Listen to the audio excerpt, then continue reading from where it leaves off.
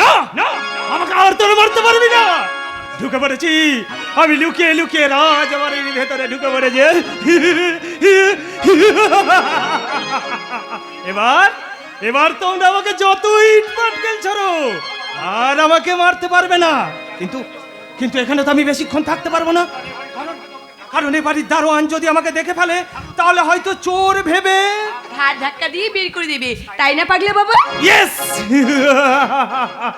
You are right, you are right. তুমি ঠিকই বলেছো মামনি, তুমি ঠিকই বলেছো। কারণ আমি যে একজন সাংবাদিক, আমার কাজ দেশ বিদেশ থেকে বিভিন্ন খবর সংগ্রহ করে ওই দৈনিক সংবাদপত্রে প্রকাশ করা। তাই তো আমাকে অক্টোপাসের মতো ঘিরে রেখেছে এই সমাজ বিরোধীর দল। তার মানে?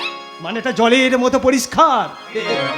এই দেখো, এই গত 7 দিন আগে একটা মর্মান্তিক খবর। কোন এক নিষ্পাপ মেয়ে লাল টুকটুকে বেনারসি শাড়ি পরে কোণে সেজে ছাতনা তলায় বসে আছে, তার আগামী ভবিষ্যতের অপেক্ষায় প্রহর গুনছে। তারপর অকস্মাৎ মেয়েটার জীবনে নেমে এলো অমানিসার নিকষ কালো ঘন অন্ধকার। মেঘহীন আকাশ থেকে নেমে এলো কালের বজ্র, ছিন্ন ভিন্ন হয়ে গেল বিয়ের আসর। তারপর জানো মা, তার আত্মীয় পরিজন যখন ওই পথ হারা ক্লান্ত প্রতীকের মতো দেশ বেদিক জ্ঞান শূন্য হয়ে একটা সুপাত্রের আশায় অপেক্ষারত, ঠিক সে সময় উদয় হলো কালের বিভৎস ধূমকেতু। লন্ডভন্ড হয়ে গেল বিয়ের আসর। তারপর চুপ করুন পাগলা বাবা, আপনি চুপ করুন। আবার দুঃসাংবাদিক সংবাদ আপনি বন্ধ করুন, আমি যে সহ্য করতে পারছি না। পারছি না বললে তো হবে না মা, পারছি না বললে হবে না। জানো মা, আমি না ওই বিবাহ বাসরের আশেপাশে পেতে বসেছিলাম, একটু শান্তি করে পেট পুড়ে খাবো বলে। তারপর ধীরে ধীরে সানাই গেল থেমে। একটা একটা করে ঝাড়বাতির আলোগুলো নিভতে থাকলো। আত্মীয় কুটুম্বরা কেউ কৃত্রিম হাসি হাসতে হাসতে, আর কেউ চোখের জল মুছতে মুছতে বেরিয়ে যাচ্ছে দেখে পেট আমার মুহূর্তের মধ্যে ভরে গেল। আর মনের খিদেও আমার কোথায় যে বিলীন হয়ে গেল তা আমি জানি না। তবে বিশ্বাস করো মা, পেট আমার খালি থাকলেও এই খবরের ঝুলিটা আমার ভর্তি হয়ে গেল গো মামনি। খবরের ঝুলিটা আমার ভর্তি হয়ে গেল। আজ আমার সমস্ত প্রোগ্রামের 12টা একবারে বেঁচে গেল। কেন দিদি? আমি তোমার কথা মতো তোমার সমস্ত কাজ তো গুছিয়ে রেখেছি দিদি। একেবারে গুষ্টির পিন্ডি চটকে রেখেছো। তোমাকে না কতবার বলেছি আগে কাজ তারপর অন্য কথা। আমি যে ড্রেসটা আয়রন করে আমার বেডে রাখতে বলেছিলাম সেটা করেছো? না দিদি না, মানে ইলেকট্রিক আয়রনই আমার খুব ভয় পাই। তোমার দামি পোশাক তো, কিছু যদি হয়ে যায় সেই ভয়ে করনি, তাই তো? আচ্ছা সেটা না হয় মানলাম, কিন্তু আমার ওই দামি চপ্পলটার কি অবস্থা হয়ে আছে সেটা পরিষ্কার করবে কে? হ্যাঁ সেটা তো আমি বলতে পারবো না দিদি, তার জন্য চপ্পল পরিষ্কারের জন্য মুচি আছে। কি? যত বড় মুখ নয় তত বড় কথা। আজ আমি তোমাকে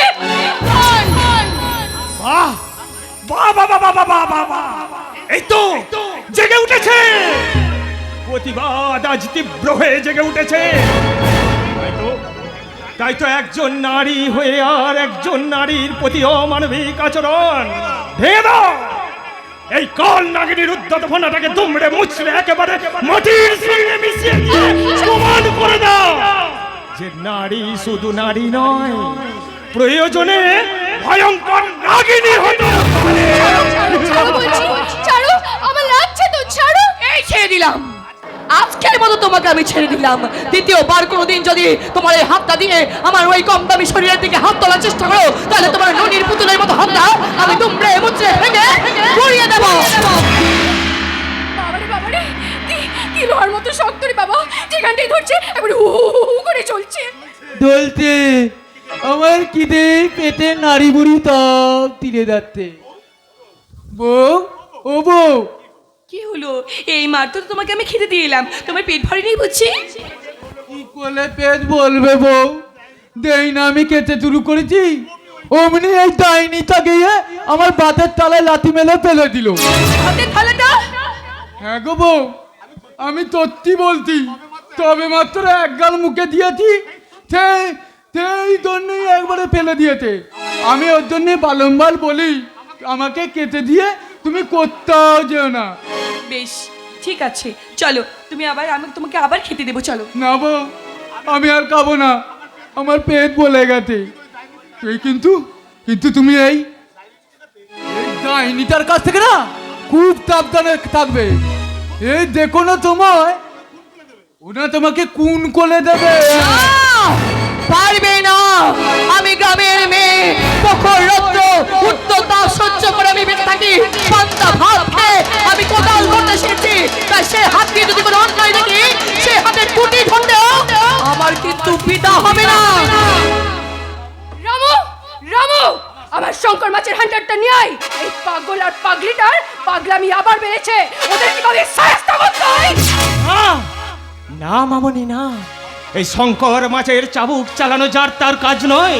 তুমি তো একজন নারী, নারীরা হলো মায়ের জাত। তাই নিজেকে উচ্ছৃঙ্খলতার আগ্নেয়গিরিতে ভাসিয়ে না দিয়ে এই সভ্যতার মাতৃস্বরূপিণী গঙ্গার বুকে ঝাঁপ দিয়ে তোমার এই অপবিত্র মনটাকে একটুখানি পবিত্র করে নাও মামনি। তাতে তুমি আর কিছু না পাও, পাবে এক বুক সুখ, শান্তি আর প্রাণ ভরা আনন্দ।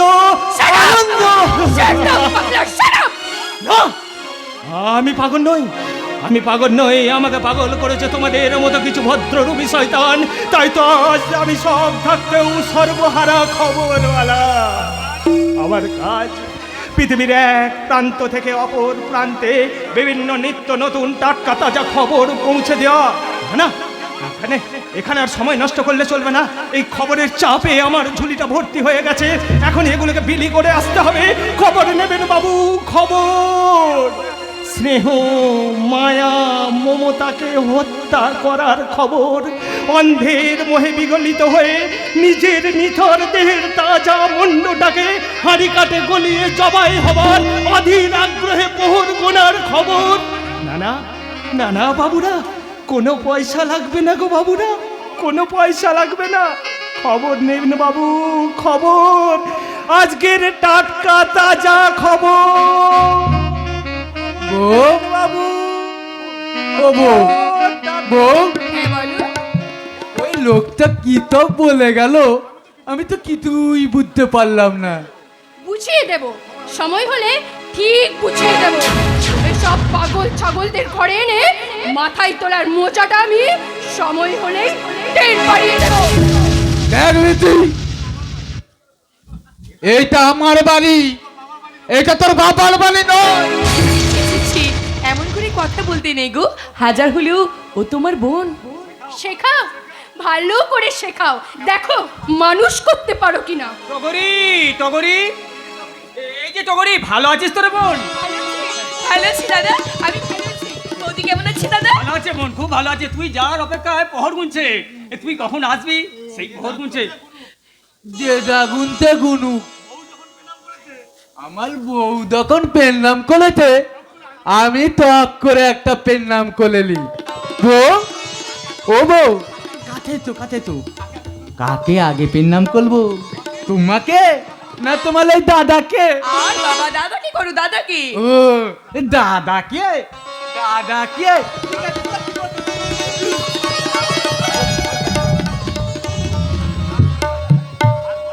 থাক ভাই থাক, ওঠো। দাদা, তোমার বোনের মতো আমাকেও তুমি আশীর্বাদ করেছো তো? হ্যাঁ নিশ্চয়ই করেছি ভাই, নিশ্চয়ই আশীর্বাদ করেছি। হ্যাঁ রে টগরি, এটা বুঝি তোর ননদ? হ্যাঁ, নো নো, যাকে বলে একেবারে বিচ্ছুতি মার্কা। মোটামুটি আমরা দু ননদ ভাজে একেবারে সাপে নেউলে। এই দেখুন দেখুন, কথা বলতে বলতে আমি একদম ভুলে গেছি। আপনার কথা বলুন আর আমি ওদিকে জল খাবারের ব্যবস্থা করি। কেমন? আরে না না না, একটু জল খাবার খেয়ে যাবেন, আমি এক্ষুনি আসছি। এই টগরি, তোর জন্য খুব, তোদের ননদের সঙ্গে খুব মজেছে বল। হ্যাঁ খুব মজেছে দাদা, ওরা আমাকে ছাড়া 1 মিনিট চলেই না। এই 7টা দিনে এসেছি, ও আমার সব সময় আমার কাছাকাছি থাকে। জানো দাদা, আমাকে আর তোমার নন্দাকে না খাইয়ে দিদি কিচ্ছু খায় না। দয়াময় ঈশ্বর যা করেন মঙ্গলের জন্যই করে রে বোন। আমি তো তোর সুখ শান্তি ছাড়া কিছুই চাইনি। ওরে বোন, এত বড় বাড়ি, বিশাল ঐশ্বর্য সবই তুই পেয়েছিস, কিন্তু কিন্তু বলি তুমি থেমে গেলে কেন দাদা? কিন্তু বলি কি বলতে চাইছো? আমি আমার স্বামীর সোহাগ দেখে না দাদা না, টগরি, ওকে নিয়ে তোমাদের কোনো চিন্তা নেই গো দাদা। টগরি, টগরি, টগরি, হ্যাঁ দাদা, টগরি, ঈশ্বর মানুষের ধৈর্যের পরীক্ষা নেই, এই কথা সত্যি দাদা। কিন্তু আমি ঈশ্বর বলেছি, ঈশ্বরের কর্মের পরীক্ষা নিচ্ছি টগরি, দাদা। কত মা তো তার অসহ্য যন্ত্রণা সহ্য করে 10 মাস 10 দিন গর্ভ যন্ত্রণা সহ্য করে একটা বিকলাঙ্গ সন্তানকে জন্ম দেয়। টগরি, সেই মাকে সন্তানকে অবহেলা করতে পারে? পারে না দাদা, পারে না। তাই তেমন করে উনি আমার স্বামী, স্বামীকে সব সময় আমার সম্মান করে চলবো দাদা, সম্মান করে চলবো। ও বউ, তুমি দে কাল রাতে আমাকে বলবে আমাকে তোতুর বাড়ি নিয়ে যাবে, তা কখন যাবে? আমাকে কিন্তু ভালো করলে তা দিয়ে দেবে। হ্যাঁ, হাদা লোক নতুন দামাই বললে কথা, তোতুর বাড়ি যাবে, এ কি তাত্তিকানির কথা? হ্যাঁ গো বউ, হ্যাঁ বলো। ওই তোতুর বাড়ি গেলে নতুন দামাইকে ভালো মন্দ খাবার দেবে তো, ভালো মন্দ খেতে দেবে তো, খেতে দেবে তো? নিশ্চয়ই দেবে ভাই। নিশ্চয়ই দেবো। নতুন অতিথি বাড়িতে এসেছে, তাকে কি খালি মুখে ফিরিয়ে দিতে আছে? নাও নাও, তোমার দাদাকে মিষ্টি মুখটা পরিয়ে দাও। এসব তুমি আবার কেন করতে গেলে বোন? দাদা, আমি তো নাও, চাষা বুঝে মানুষ, এক পেট ভাত খেয়ে তবেই আমি এসেছি। দাদা এখানে বসো। নাও নাও দাদা, এরপর তুমি খেয়ে নাও। এ কি?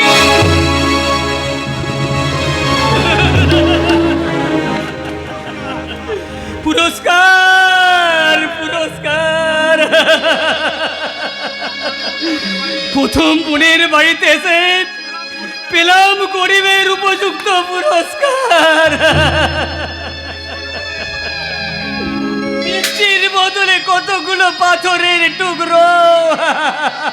দিদি, আবার তুমি আমার দাদাকে এই অপমানটা না করলেই পারতে দিদি। আবার অপমান? লজ্জা করে না কথাটা বলতে? কি দিয়েছে, কি দিয়েছে তোমার বিয়েতে? তারপর আবার বোনকে নিতে এসেছে খালি হাতে, তার কাছে পাথরের কাছে মিষ্টি তুমি আশা করো কি করে? ছি, ছি। ঠিক বলেছো বোন, তুমি ঠিক বলেছো। আমার মতো হতভাগ্যা গরিবের কপালে পাথরের চেয়ার কি জুটতে পারে? ওরে বোন, ভুল তো আমি করেছিলাম রে, ভুল তো আমি করেছিলাম। সেদিন যদি তোকে নিজের হাতে গলা টিপে শেষ করে দিতাম, সমাজের মুখ কলঙ্ক থেকে মুক্ত করতে পারতাম, তাহলে তোকে আমার নিজের চোখে দেখতে হতো না এই পাশবিক দৃশ্যটা। দাদা, আর তোকে সহ্য করতো না দাদার উপর অব্রত অপমান, নিষ্ঠুর অপমান। না দাদা না, অপমান বলছেন কেন? বিবাহ অপমান বলে নিজেকে দুর্বল ভাববেন না। অপমান তারাই করে যাদের মান সম্মান বোধটুকু থাকে না।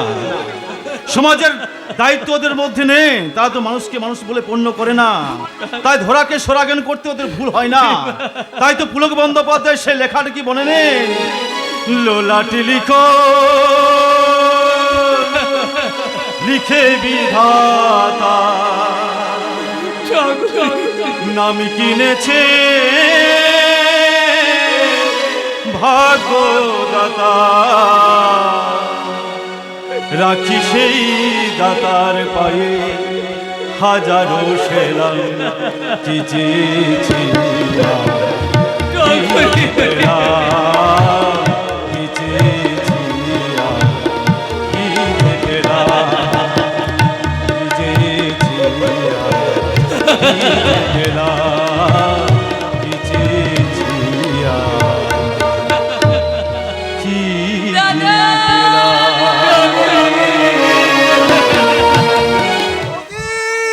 বৌদি, আরে ও বর্দা, সব কোথায় যে গেল? বৌদি, বৌদি, কি এত হঠাৎ শুরু করেছো কেন ঠাকুরপো? কি হচ্ছে? আনন্দে গো বৌদি, আনন্দে। আনন্দে? হ্যাঁ, আজ আমি যা ইন্টারভিউ দিয়েছি না, একেবারে যাকে বলে ফাটাফাটি। সত্যি বলছো? আর আমাকে কেউ আটকাতে পারবে না বৌদি, চাকরিটা আমি পাবোই। তবে হ্যাঁ, একটা কথা বলে রাখি, কি কথা বলো? চাকরিটা আমার পাকাপাকি ভাবে হয়ে গেলে বর্দাকে আমি কিন্তু আর মাঠে কোনো অক্লান্ত পরিশ্রম করতে দেবো না। এই সংসারে যাবতীয় খরচা আমি একাই বহন করব। আর আমার এই দেবী বৌদিকে আমি রাজরানীর মতো করে রাখবো। দেখতে পাচ্ছি রে মেজদা, কি দেখতে পাচ্ছিস? চাকরি পাওয়ার আগে মানুষ স্বপ্নটাকে একরকম, আর প্রতিষ্ঠিত হয়ে গেলে তার লেজে পা দেওয়া মুশকিল, এই আর কি। আর পাঁচজনের সঙ্গে তুই আমাদের তুলনা করিস না প্রভাকর। মনে রাখিস, আমরা তো আর সোনার চামচ মুখে দিয়ে জন্মাইনি। আমরা বড় হয়েছি শুভঙ্কর সামন্ত আর এই দেবী বৌদির আদর্শে, তাদের অক্লান্ত পরিশ্রমের অর্থে। ঠিক আছে, সময় হলেই প্রমাণ হয়ে যাবে কোথাকার আদর্শ মানবিকতা কোথায় গিয়ে পৌঁছায়, মানে কোথাকার দল কোথায় গিয়ে পৌঁছায়। আচ্ছা, তোরা কি বলতো? এক জায়গায় হলে পরে দুজনে তর্ক বিতর্ক করে কথা কাটাকাটি করতে। আচ্ছা, তোরা দেখি ছেলে মানুষ কোনোদিন কাটবে না? কবে তোরা বড় হবে? কবে তোদের ছেলে মানুষ কমবে? হবে না বৌদি, হবে না। ওদের সুমতি কোনোদিনই হবে না। সারাটা জীবন ওরা তোমার উপর জুলুমবাজি করেই যাবে। একে বিক্রম তুমি আসলে তুমি ওদের বড় ভালোবাসো তো, তাই ওদের ছেলে মানুষই কোনোটা দিনই যাবে না, যতদিন না পর্যন্ত ওদের কাঁধে জল চাপছে। সেদিনটা আসতে আর বেশি দেরি নেই বিক্রম।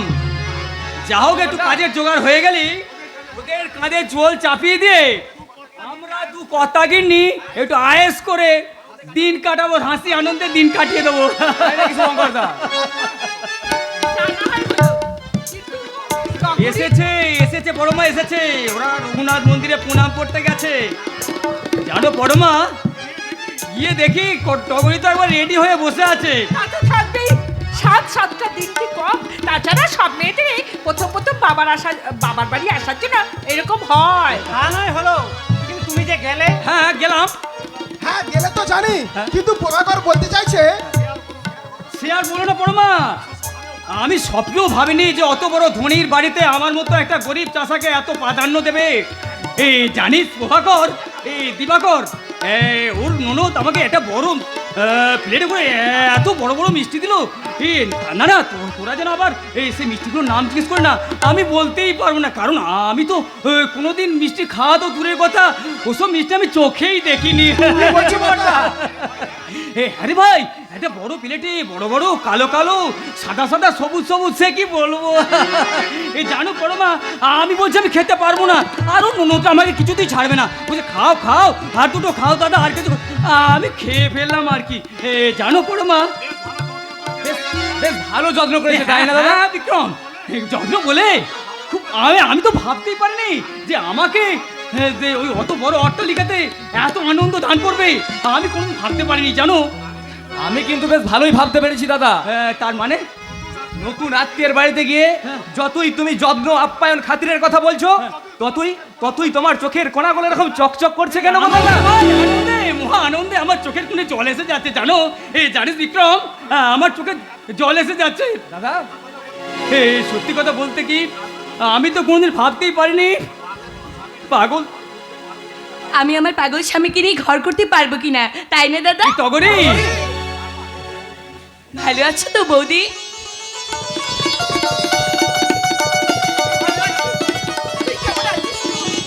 ভালো আছে, ভালো আছে, ভালো আছে। ও বউ,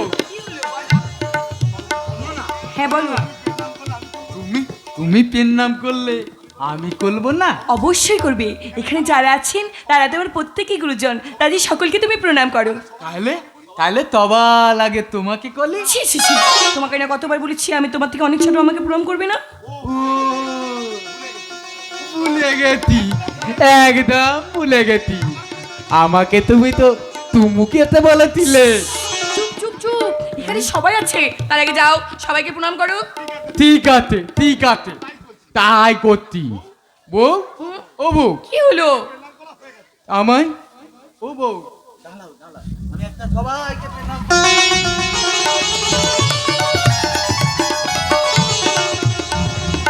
সবাইকে পেন নাম করা হয়ে গেছে।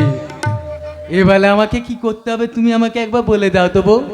আতলে কোনোদিন তো চতুর্বালি আতিনি, তাই আতবো এবার কি আমি তোমাকে একটা তুমি কি হচ্ছে নাকি? তোমাকে না আমি বারণ করেছি যে মানুষজনের সামনে এই কাজগুলো করতে নেই, ঘরের মধ্যে ঘর বন্ধ করে করতে হয়।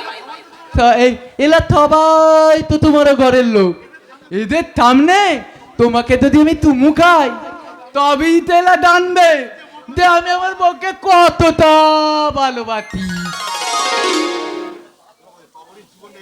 টগরির জীবনটা এভাবে তুষের আগুনের মতো শেষ হয়ে যাবে রে প্রভাকর। সেই জন্য তো আমি সেদিন বলেছিলাম না রে মেস্তা না, তুই বললে কি হবে? টগরির বিয়েটা একটা দুর্ঘটনাজনক হলো, ঈশ্বর তার ধৈর্যের পরীক্ষা নিচ্ছেন। আমার বিশ্বাস টগরির সেবায় তাপস ঠিক একদিন সুস্থ হয়ে উঠবে। ঈশ্বর, এই দৃশ্যটা আমি সহ্য করতে পারছি না। মা হয়ে এই দৃশ্য দেখার আগে আমার মৃত্যু হলো না কেন? বৌদি তুমি শান্ত হও পরমা, তুমি শান্ত হও। দেখতে পাচ্ছ না আমি কেমন বুকে পাথর লাগিয়ে পাহাড়ের মতো দাঁড়িয়ে আছি? আসলে আমাদের কারো কোনো কথা না শুনে এই পাগলেটার গলায় মালা দিয়ে আমি বুঝছি খুব বড় ভুল করেছি, তাই না গো বৌদি? তবে পাগল হোক বোকা হোক সে আমার স্বামী। তোমাদের যদি আত্মসম্মানে লাগে তাহলে আমার স্বামীর হাত ধরেই না হয় আমি এখান থেকে চলেই যাচ্ছি। না দিদি, ছোট বোনের কথা অমান্য করে তুমি কোথাও যেতে পারবে না। ম্যাডাম, ম্যাডাম আপনি? বিক্রম বাবু, আমি আপনার কথা মতন ঠিক টাইমে আসতে পেরেছি তো? হ্যাঁ ম্যাডাম। আপনারা হয়তো সকলে ভাবছেন যে আপনাদের মাঝে পুলিশের পোশাক পরে সকালবেলা কে এসেছে, তাই তো? কিন্তু বিশ্বাস করুন এই পুলিশের উদ্দিটা সত্যি এখনকার জীবনে ভয়ঙ্কর। কিন্তু বিশ্বাস করুন পুলিশের থেকে আগে কিন্তু আমি একজন মানুষ, তাই আপনাদের সকলের অনুমতি নিয়ে আমি তাপস বাবুকে কিছু জিজ্ঞাসাবাদ করতে এসেছিলাম। কিন্তু আমার স্বামী তো স্বাভাবিক নয়। ম্যাডাম সেরকম অফিসার নয় টগরি। সত্য মিথ্যা, স্বাভাবিক অস্বাভাবিক তিনি ঠিক বুঝে নেবেন। একজন মানুষের উপকারের জন্য তুমি একবার তাপসকে ম্যাডামের সাথে কথা বলতে দাও। না না না না, এইসব আপনি এমন করে বলবে না, ওর শরীর ভালো নয়। কি বলতে কি বলে বসবে? টগরি, তাপস আমার কাছে এসো তো ভাই। বউ, ও বউ, ডাকতে দাবো? হ্যাঁ যাও, কারণ উনি তো আমার আরেক দাদার মতো। যাও তুমি ওনার কাছে যাও। এবারে বলো কি বলবে? আমি বলবো না, ওই ম্যাডাম কিছু তোমাকে প্রশ্ন করবে, তুমি ম্যাডামের কাছে যাও। ম্যাডাম মানে এই পুলিশটা, ও তারা তো এক্ষুনি আমাকে গুদ চাইবে, আর গুদ না দিতে পারলে আমার হাত কলা পলিয়ে ওই কুনি বলে থানায় দলে নিয়ে চলে যাবে। ওই তালাকে আমি একদম বিশ্বাস করি না, ওই তালা পুলিশদের জন্য। না না দাদা, আমি আপনার কাছে ঘুষ নেব না, আপনাকে আমি কিছু কথা জিজ্ঞাসা করব। কিন্তু এত লোকের সামনে তো আমি পুলিশদের তোকে কোনো কথা বলবো না। আচ্ছা ঠিক আছে, আপনারা যদি এখান থেকে একটু চলে গিয়ে কাইন্ডলি আমাকে সাহায্য করেন। ঠিক আছে ম্যাডাম। হ্যাঁ, এসো। হ্যাঁ চলো বর্দা। এবার তো আমাকে কথাগুলো বলবেন, আর আপনার আমার সাথে কথা বলতে কোনো আপত্তি নেই তো? বউ, ও বউ, তুমি কেন দাঁড়িয়ে আছো? তুমিও তলে দাও, তুমিও তলে দাও। তুমি যদি না দাও তাহলে তোমাকে আমাকে দুজন কি কোমলে দলি বেঁধে ওই টানায় দলে নিয়ে যাবে। দাও দাও দাও, তুমি পালা, পালা, পালা, পালা, পালা, পালা। ঠিক আছে আমরাও আসছি। না, তুমি যাবে না, আমার বউ যাবে। ও বউ, তুমি দাও না, এই দাদাটা যখন আছে। আচ্ছা ঠিক আছে, তোমরা কথা বলো, আমি যাচ্ছি। ঠিক আছে বাবা, ঠিক আছে।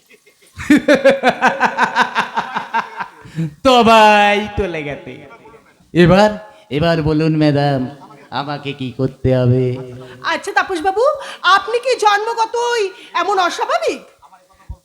আমার একটা মজার গল্প মনে পড়ে গেল, দারুণ মজার গল্প। গল্প? কি গল্প? আচ্ছা ম্যাডাম, আপনি কি জন্ম থেকেই পুলিশ মানে গুৎখর?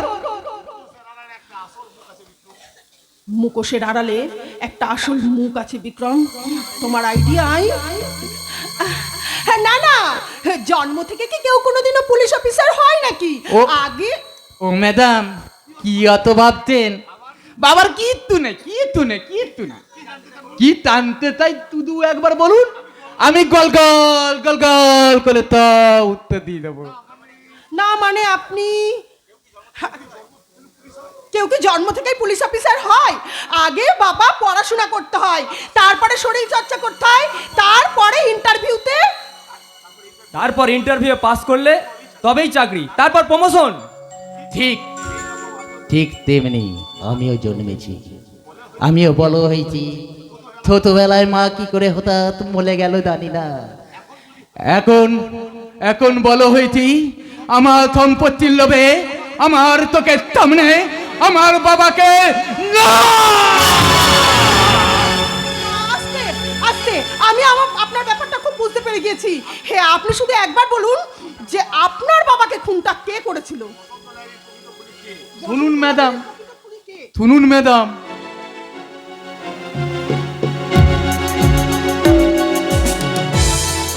প্ল্যান মাফিকই কাজ হয়েছে, প্ল্যান সাকসেস। বিক্রমের আইডিয়াই ঠিক, আমার এই প্ল্যান এখন সাকসেস হয়ে গেছে। তাই তো এখন ভয়ঙ্কর খেলা শুরু হবে ওই কাল নামকে নিয়ে, কাল নাগিনী। খেলা শুরু হবে, ভয়ঙ্কর খেলা। যত বড় কঠিন প্রতিযোগিতাই হোক, এই কিংসুক লাইরি হারতে শেখেনি। জীবন্ত মানুষের রক্ত নিয়ে খেলা করা যেমন আমার পেশা, ঠিক তেমনি ওই রকম সুন্দরী মেয়েদের শরীর উপভোগ করা আমার নেশা। আমি কিংসুক লাইরি সারা গায়ে পেট্রোল মেখে আগুন নিয়ে খেলা করি। খেলতে খেলতে আমি যে একেবারে হাঁপিয়ে উঠছি দাদা। দিনের পর দিন নিজের মনের সঙ্গে সংগ্রাম করে আমি যে আর পারছি না। ক্লান্ত হবি কেন, হাঁপিয়ে উঠবি কেন? দেখ বিউটি, দেখ বিউটি, তোর শরীরে সব অবসাদ দূর করতে আজ তোকে খাওয়াবো মজাদার এনার্জি টনিক। দেখবি তোর মুহূর্তের মধ্যে শরীর থেকে বেরিয়ে আসবে উচ্চরিত তরঙ্গ। দাদা, এসব তুমি কি বলছো? ওটা তো সাজানো, আসলে তোকে আমি দূর সম্পর্কের বোনের পরিচয় রেখেছিলাম তোকে দিয়ে আমার কিছু কাজ গুছোবার জন্য। তারপরে অবশ্য একদিন ঝড়ি চাহিদা মেটাবার জন্য। এসব পরে অবশ্য কোনো একদিন তোর ওই স্মৃতিতে একটু লাল রঙের সিঁদুর লাগিয়ে দিয়ে পারমেন্ট করে নেবে, এটাও ভেবে রেখেছি। এসব তুমি কি বলছো দাদা? Shut up! লোকজনের সামনে আমাকে দাদা বলবি, আর যখন ফাঁকা বাড়িতে থাকবো তুই আর আমি তখন হয়ে যাব তোর নাগর।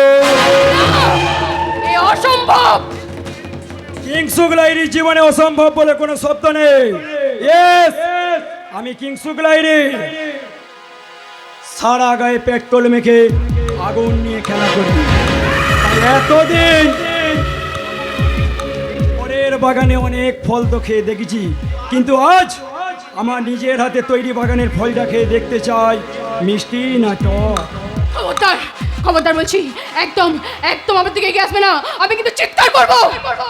তার আগে তোর গলার সাঁকিটা আমি কেটে দেবো।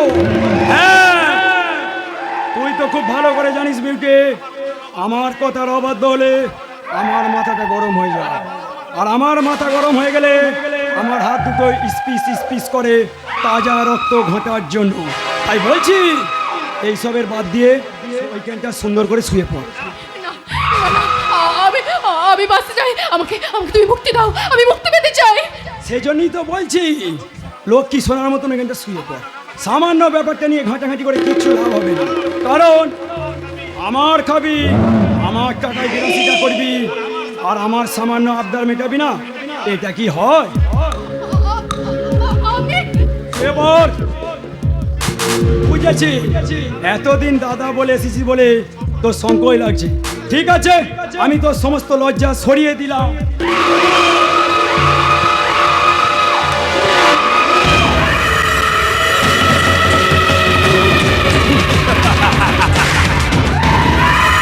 তোর শরীরটার প্রতি এতদিন আমি ভালো করে তাকিয়ে দেখিনি যে আমারই তৈরি মৌচাকে এত মধু জমে আছে, আর এই মৌচাকে একটুখানি খোঁচা দিলে মধু টস টস করে পড়তে থাকবে, আর আমি তখন সেই মধু চাটতে চাটতে খাবো।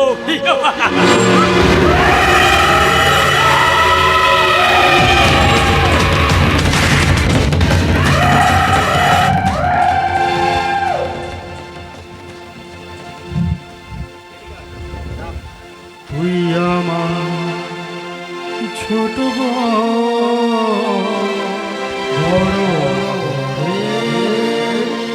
ছোট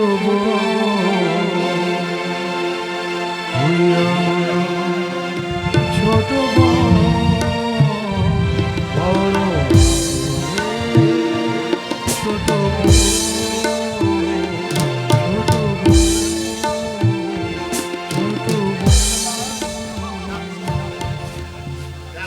যাক যাক, শোন শোন শোন শোন, মন খারাপ করে করে লাভ হবে না, যা হবার হয়ে গেছে।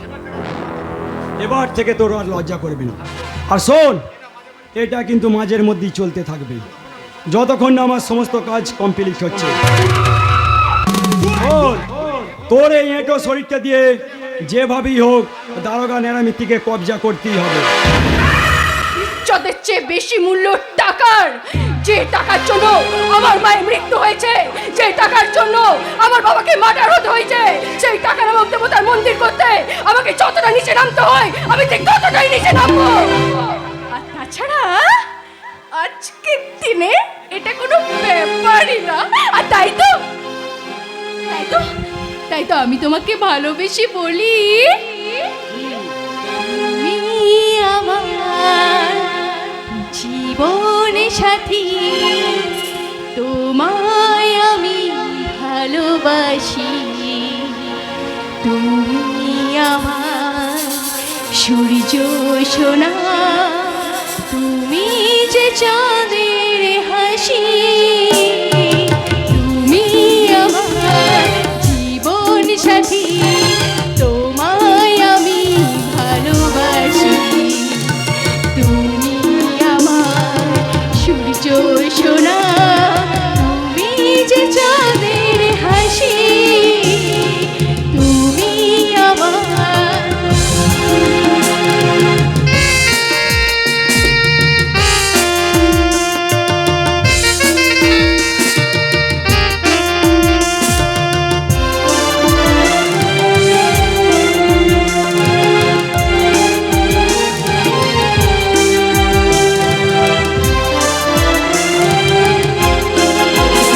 সারা জীবনে মন তোমার প্রেমেতে চাই আরো যে পাগল হতে, তুমি এত কাছে তবু কেন মন চাই আরো যে কাছে পেতে, দু চোখ ভরে আজ তোমায় দেখি, তবু যে সাথ মেটে না,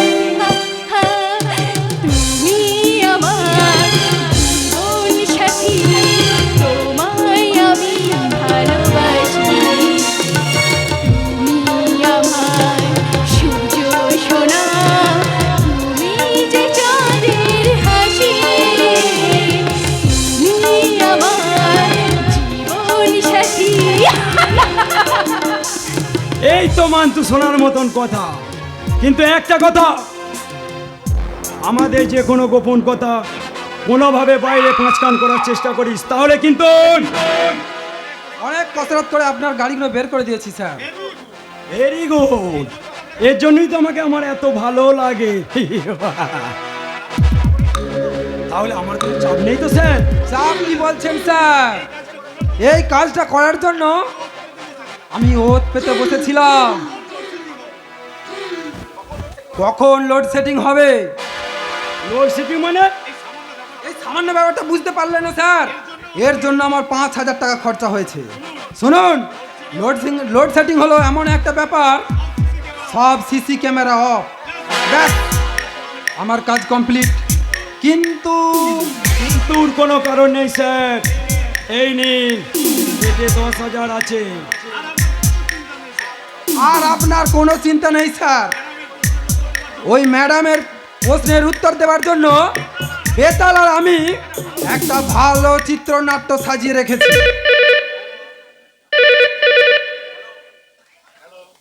হ্যালো, হ্যাঁ হ্যাঁ তাই নাকি? ঠিক আছে, আমি এক্ষুনি যাচ্ছি।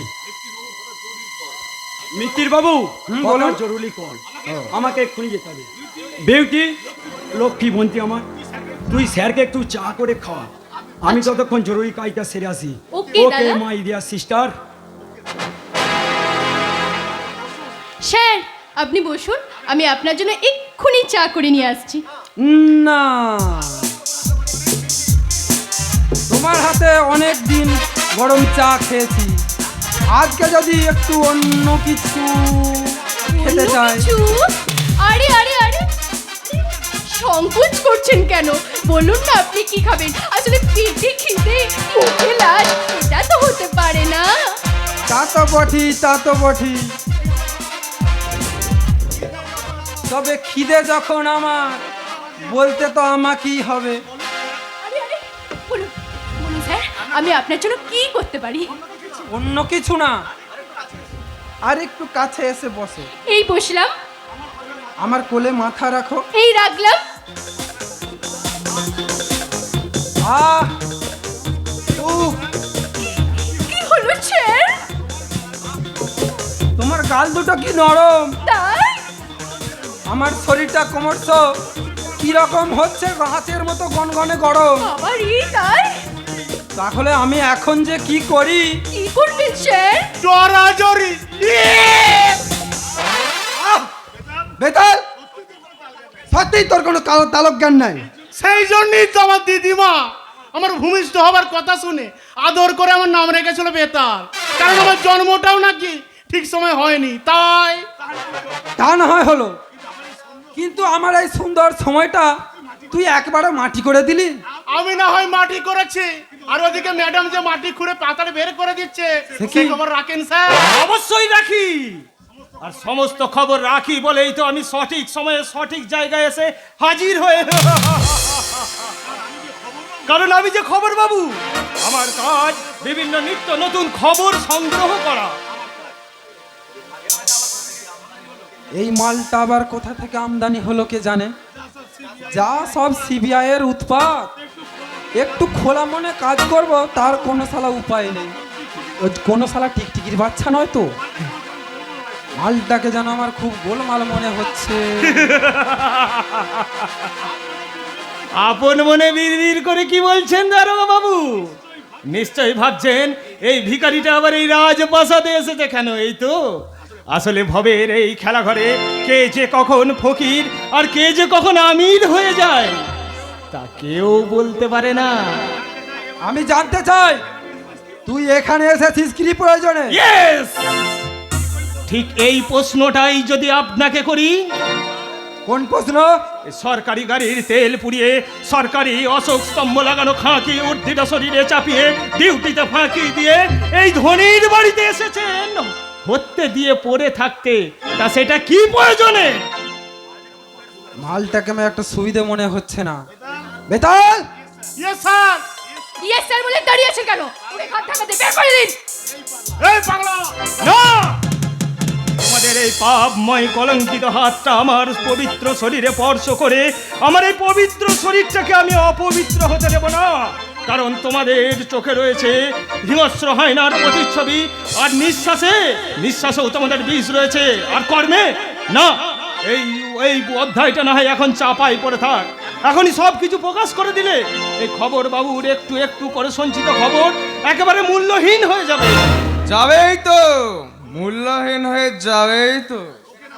তোকে না সারা বলেছি, এই নেপাল মাতাল যদি খাবার জোটাতে পারে খাবি, তা না হলে ওই সরকারি কলে এক পেট জল খেয়ে তোর ওই ঝুলিটা মাথায় নিয়ে শুয়ে পড়বি।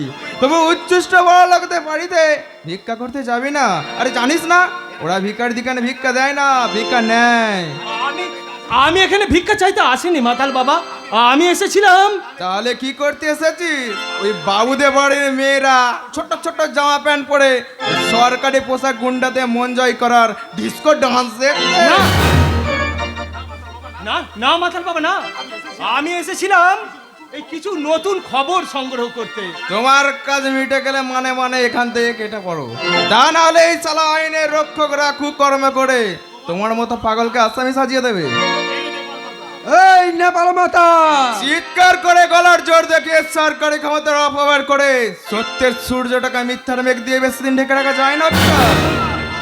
না, yes yes officer, yes yes officer, এই প্রকৃতির অমোঘ নিধানে মিথ্যার মেঘ একদিন না একদিন সরে গিয়ে ওই সত্যের সূর্য উদ্ভাসিত হবে। আর সেদিন এই খবর বাবুর সংগ্রহ করা খবরগুলো আপনি কোন বর্ব দিয়ে ঢাকবেন অফিসার? না না, পারবেন না, পারবেন না। এই সত্যকে কোনোদিন মিথ্যার বর্ব দিয়ে ঢেকে রাখা যায় না। তাই তো আজ আমি দিক থেকে দিগন্তে বিচরণ করে ফেরি করি আজকের এই উলঙ্গ সমাজের যন্ত্রণাময় খবর, সমাজ সচেতনতার খবর, মানুষরূপী হিংস্র হাইনাদের কবল থেকে নিজেদের রক্ষা করার খবর। স্যার বলুন বলুন ম্যাডাম। এ কি আপনাদের এইভাবে অপমান করে গেল? এই মাতালটাও তখন থেকে অপমান করে যাচ্ছে, আর আপনি কোনো স্টেপ নিচ্ছেন না কেন? এক্স্যাক্টলি ম্যাডাম, আমরা কিন্তু একটা দারুণ প্রশ্ন করেছে স্যার, কিন্তু আপনাদের এই প্রবক্ত হনুমান না দিতে পারলো আমি কিন্তু দিতে পারবো ম্যাডাম। এই দেখুন, দেখলেন তো, এক্ষুনি আপনাদের হনুমান বললো। হ্যাঁ বললো তো। বলুক না, ওতে আমাদের কিছু যায় আসে না, কারণ মাতালরা objection objection my dear officer. আসলে কি জানেন ম্যাডাম, এই প্রজাতিটাই মদের দোয়া দিয়ে নিজের দিকটা ঠিক রাখে। এই নেপাল মাতালের মুখে আসল কথাটা শুনে রাখুন, আমাকে কোনো মিথ্যা কেস দিয়ে থানায় নিয়ে গেলে টাকার বান্ডিল দিয়ে ছাড়িয়ে আনার মতো কেউ নেই, সেটা ওরা ভালোভাবেই জানে। তাই আমাকে থানায় নিয়ে যাওয়া মানেই ওদের লস। নেপাল শুধু তাই নয় ম্যাডাম, আমাকে নিয়ে গিয়ে দাবকে ধুপকে উদ্ধার করে মদ আমাকে খেতে দিতেই হবে, এখানেও লস। স্যার এখনো কমপ্লিট হয়নি,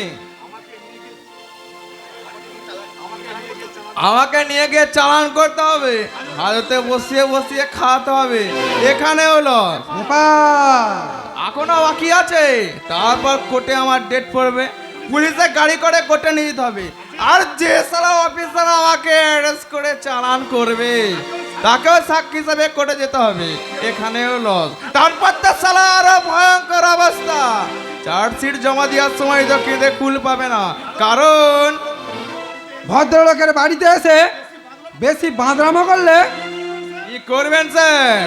ওই ছোট জামা প্যান্ট পরা ম্যাডামটাকে রেপ বা সিলোথানি কেস দেবেন, এই তো। পারলে সুবর্ণ সুযোগটা হারাবেন কেন? করুন অ্যারেস্ট। না, তোর মতো মাতালকে শুধু অ্যারেস্ট করে এমন কেস দেব না, সারাটা জীবন জেলের ভাত খেতে হবে তোকে। ব্যবস্থাটা করে দিন না স্যার, এই ব্যবস্থাটা করে দিলে আমার খুব উপকার হয়, কারণ এই নগ্ন সমাজের বিভৎস দৃশ্য দেখতে হবে না। সারাটা দিন মানুষের সঙ্গে লড়াই করে এক মুঠো ভাতের জন্য আমাকে কোনো কষ্ট করতে হবে না স্যার।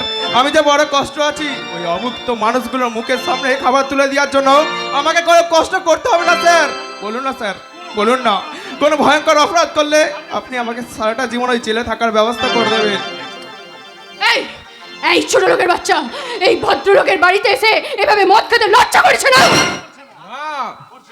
করছে না, কারণ আমি মাতাল, আর মাতাল কোনো তার জ্ঞান থাকে না।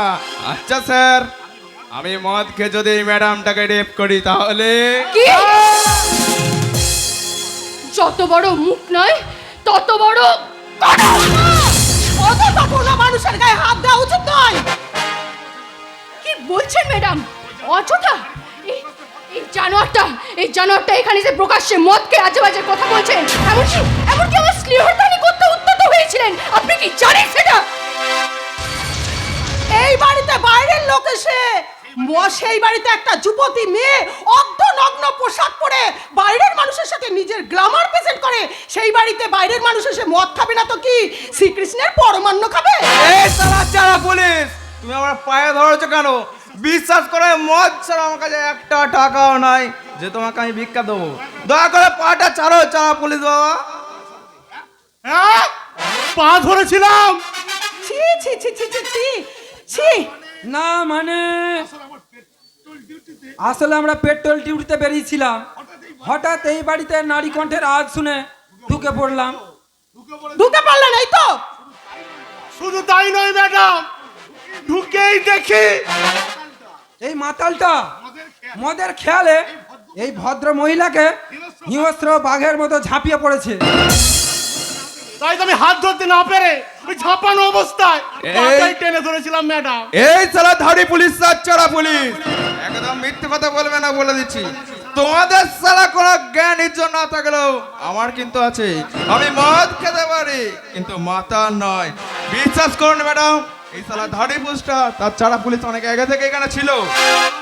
তারপর মাতাল হলো দায়িত্ব আমার অনেক, যেমন একটা ভাব করে কেটা যা নয় তাই বলে আহ্বান করছিল, সেই শুনাই ভেতরে ঢুকে পড়লাম। তারপর তাকে বুঝিয়ে সুঝিয়ে পাঠিয়ে দিলাম আমার ডেরায়। তারপরে এই শালা ধাড়ি পুলিশ আমার কিছু প্রতিবাদী কথা শুনে ওই শালা ধাড়ি পুলিশটা বলে কিনা আমাকে জেলের ভাত খাওয়াবে। ব্যাস, আমিও বিনা পয়সায় জেলের ভাত খাওয়ার জন্য বললাম, এমন অপরাধ করলে এই সুবর্ণ সুযোগটা আমি পাবো। মেয়েদের আমি মারাতি ভাঙনি করে শ্রদ্ধা করি ম্যাডাম, তবু বিনা পয়সায় জেলের ভাত খেতে গেলে এমন তো অপরাধ আমায় করতেই হবে। ব্যাস, তোমাদের সব কথা আমার শোনা হয়ে গেছে। এখন তোমরা এখান থেকে আসতে পারো, এনাদের সঙ্গে আমি একটু পার্সোনাল কথা বলবো।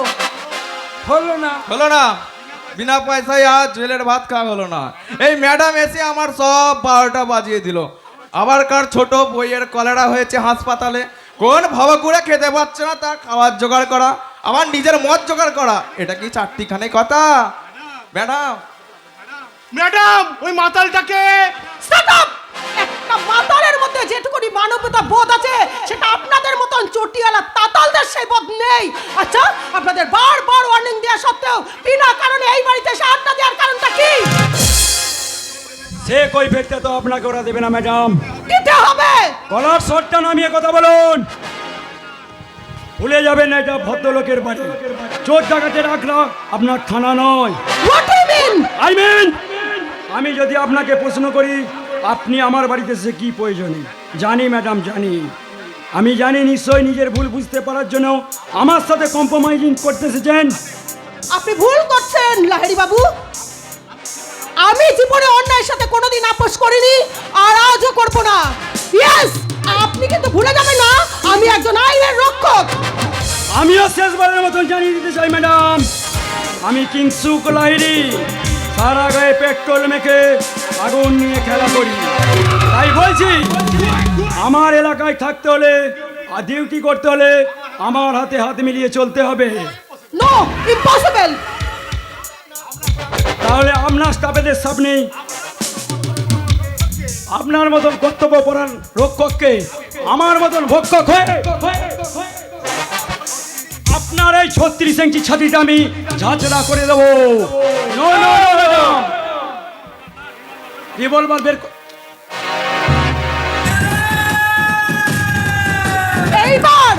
এইবার তোকে কোন সারা বাঁচাবে রে দেখ। না,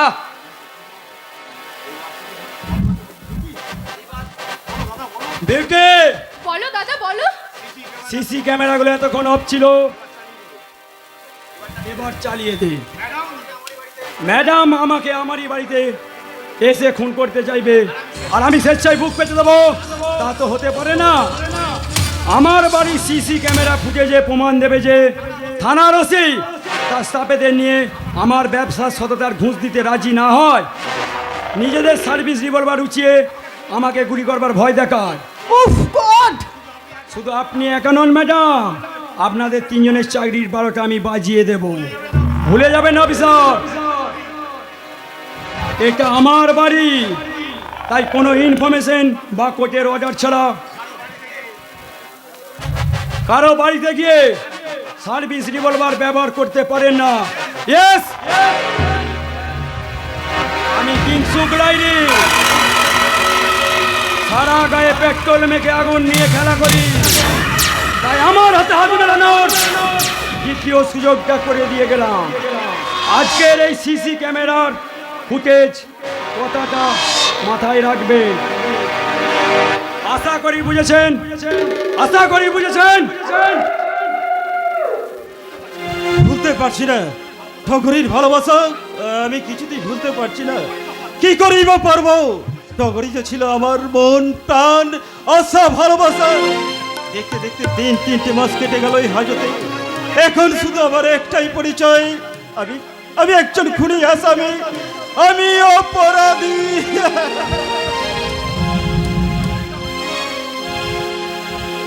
অপরাধ সইব কখনো ভাবিনি, আমি তো তোমার মন চাইতে আসি।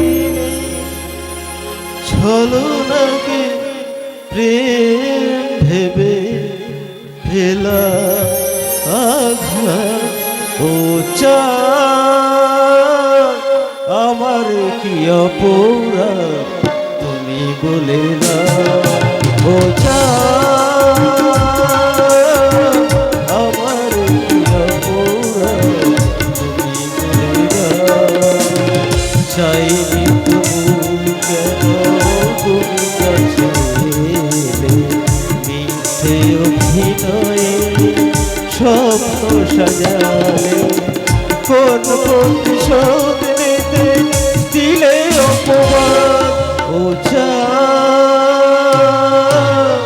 আমার কি অপরাধ তুমি বলে না তুমি বলে না আবি, আমি এসেছি আবি। তুমি এসেছো? আমি জানতাম আমাকে ছেড়ে, আমার ভালোবাসাকে ছেড়ে তুমি কিছুতেই থাকতে পারবে না।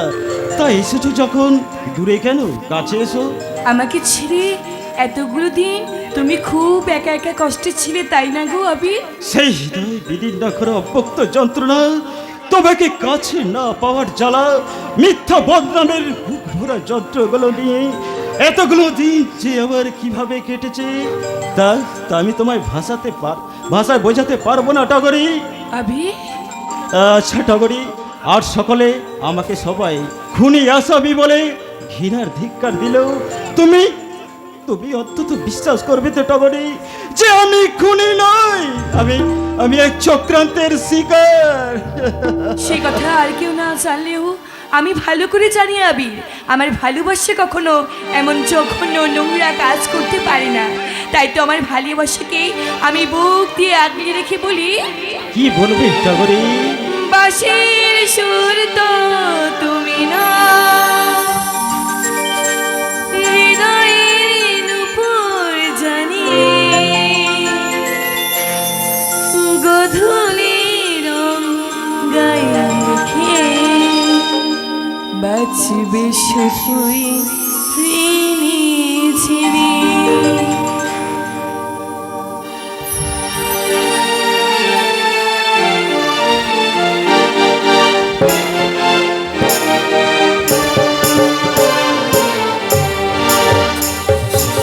নামে ডাকবে আমাকে, কানে কানে বলে তুমি নামে ডাকবে আমাকে, কানে কানে বলে তুমি কোন ফুল ভালোবাসো তুমি, নামটা দাঁড়িয়ে শুধু নামে ডাকবে আমাকে,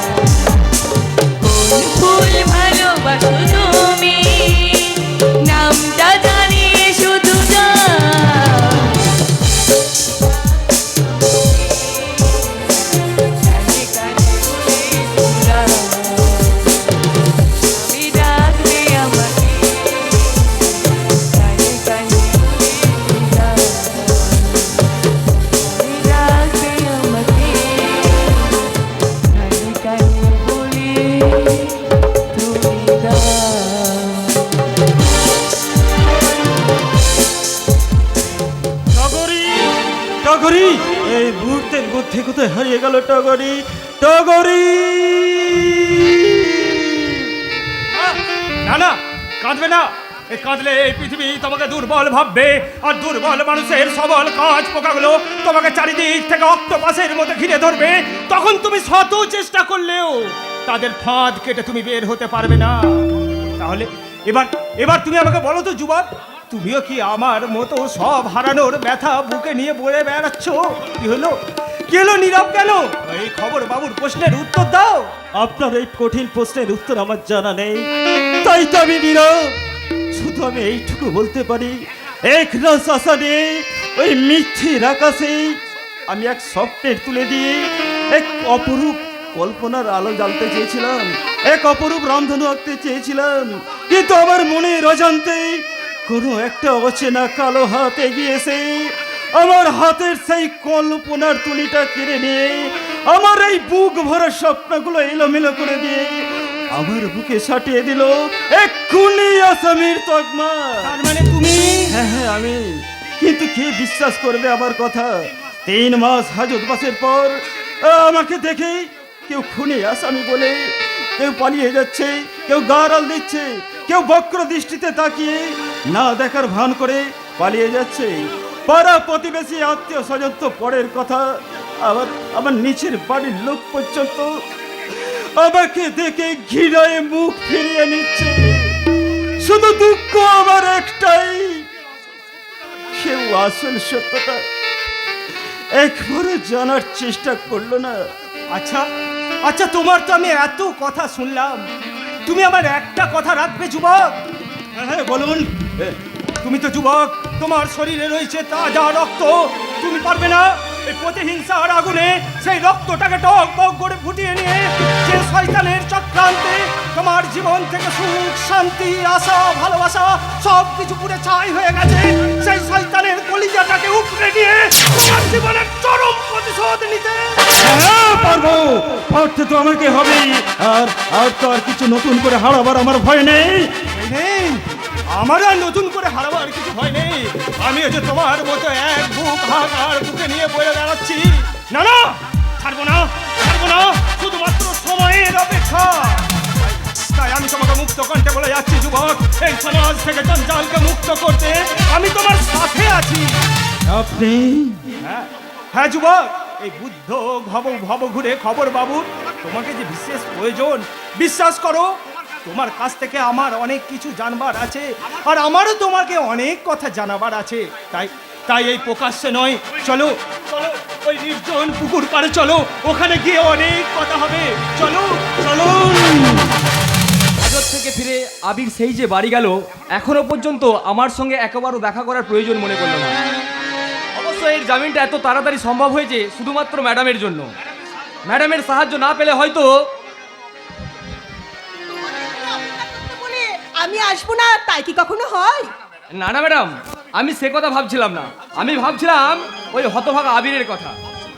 সবসময় শুধু বন্ধুর কথা ভাবলে হবে? এবার থেকে কিছু নিজের মানুষের কথাও তো ভাবতে হবে নাকি? আপনার এই কথার মানেটা আমি তো ঠিক বুঝতে পারলাম না ম্যাডাম। সব কথার মানেটা কিন্তু মুখে বোঝা যায় না, অন্তর দিয়ে বুঝে নিতে হয়। ম্যাডাম, ম্যাডাম নয়, আমাকে চুমকি চুমকি বলে ডাকবে। ওই সব সময় ম্যাডাম ম্যাডাম কথাটা শুনলে না আমার মাথাটা একদম ধরে যায়। তুমি আমাকে চুমকি বলে ডাকবে। কি বলছেন ম্যাডাম? কি যে বলছি সে কথা না বোঝার মতো নাবালক ছেলে কিন্তু তুমি নও। তবু তাতেও যদি তুমি না বুঝতে পারো তাহলে তোমাকে আমি বলি, কথা কিছু কিছু বুঝে নিতে হয়, সে তো মুখে বলা যায় না, সে তো মুখে বলা যায় না। কথা কিছু কিছু বুঝে নিতে হয়, সে তো মুখে বলা যায় না, সে তো মুখে বলা যায় না। চোখের কথাই মনের কথা, চোখই মনের আয়না। কথা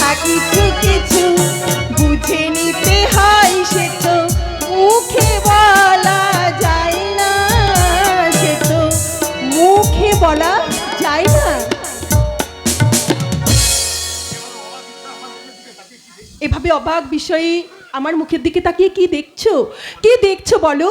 আমার চোখের দৃষ্টি কি দেখতে চাই বলো? আমার অন্তর দিয়ে তুমি কি খুঁজে পাও? তা হয় না। কেন হয় না বিক্রম? আপনি একজন সরকারি পদস্থ অফিসার আর আমি বেকার, তাই না? তাছাড়া আর কি, আমি তো সত্যি একজন বেকার।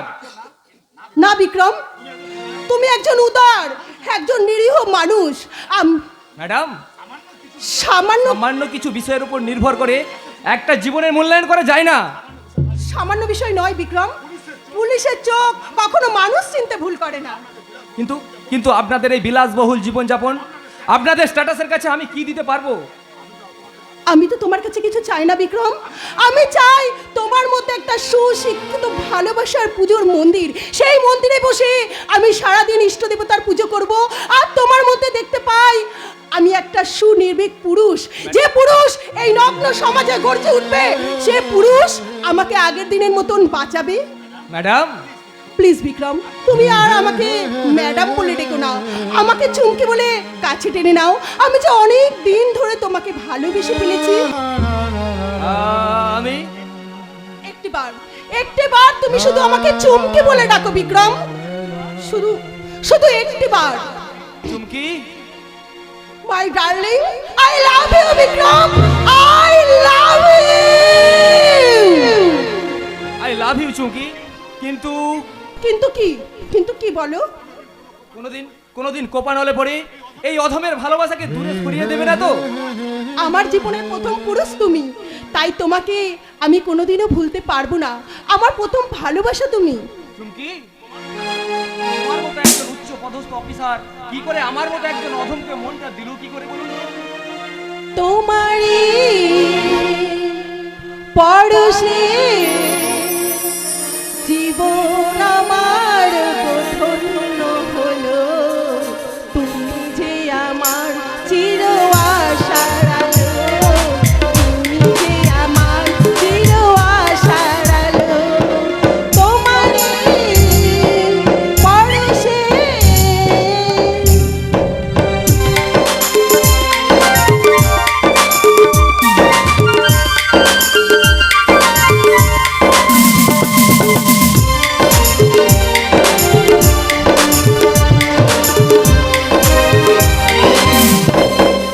তুমি আছো সারাক্ষণ আমার প্রাণে, স্বপ্ন ধরার আমার অভিমানে।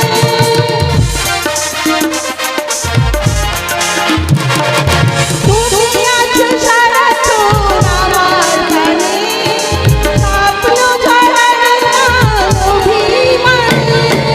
তোমাকে আমার সকল আশা রাঙিয়ে দিও, তুমি যে আমার চির আশা, তুমি যে আমার চির আশা।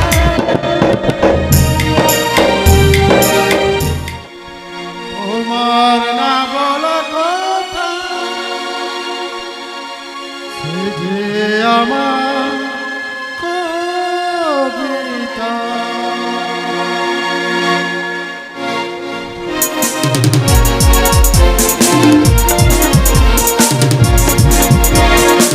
কথার সুর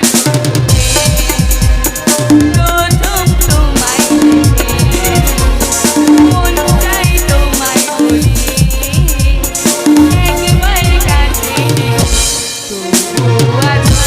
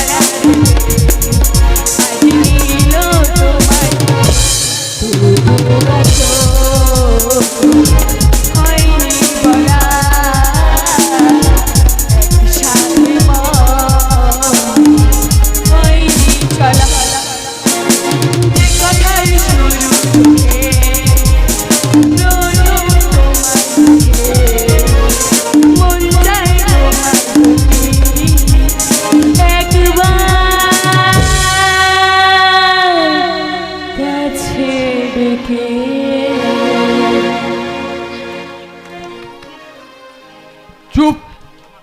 আমার স্বাভাবিকটা প্রকাশ করার এখন সময় হয়নি টগরি। আচ্ছা টগরি, বিয়ের ফুলসজ্জার রাত থেকে আজ পর্যন্ত আমাদের দাম্পত্য জীবনে কোনোদিন প্রেম ভালোবাসার একটুকুও খামতি পেয়েছো তুমি? না, সেজন্য তো কারোর কথায় কান না দিয়ে তোমাকে সবসময়কে আমি বুকে করে আগলে রেখেছি।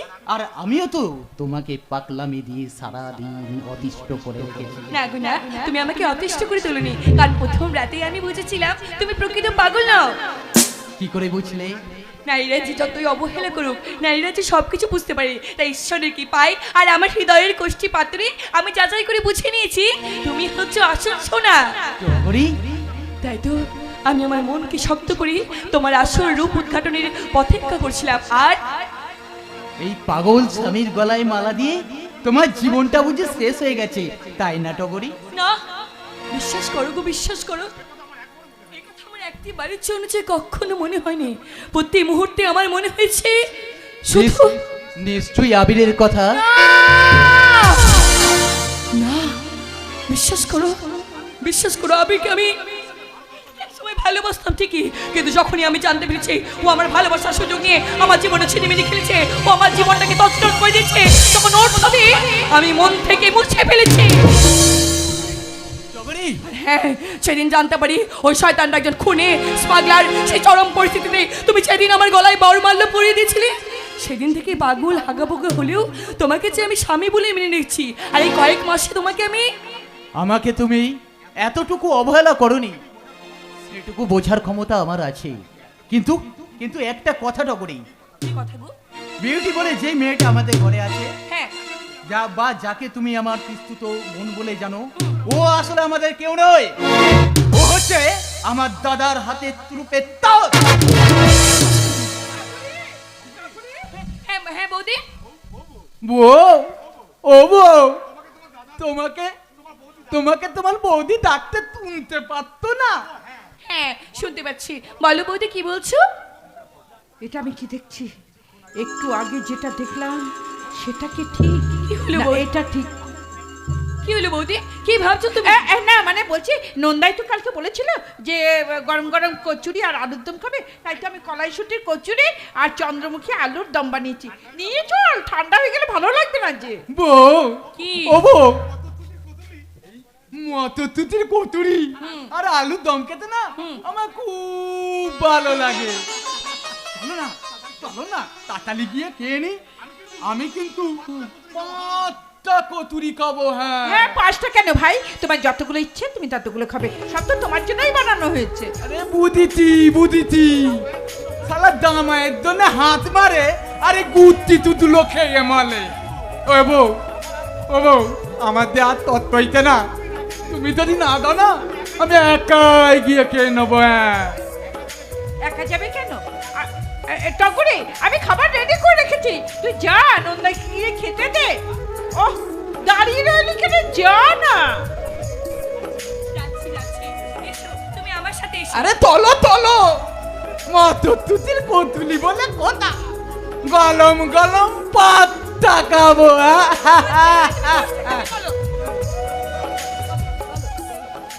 কি দেখছি আমি তো নিজের চোখে বিশ্বাস করতে পারছি না।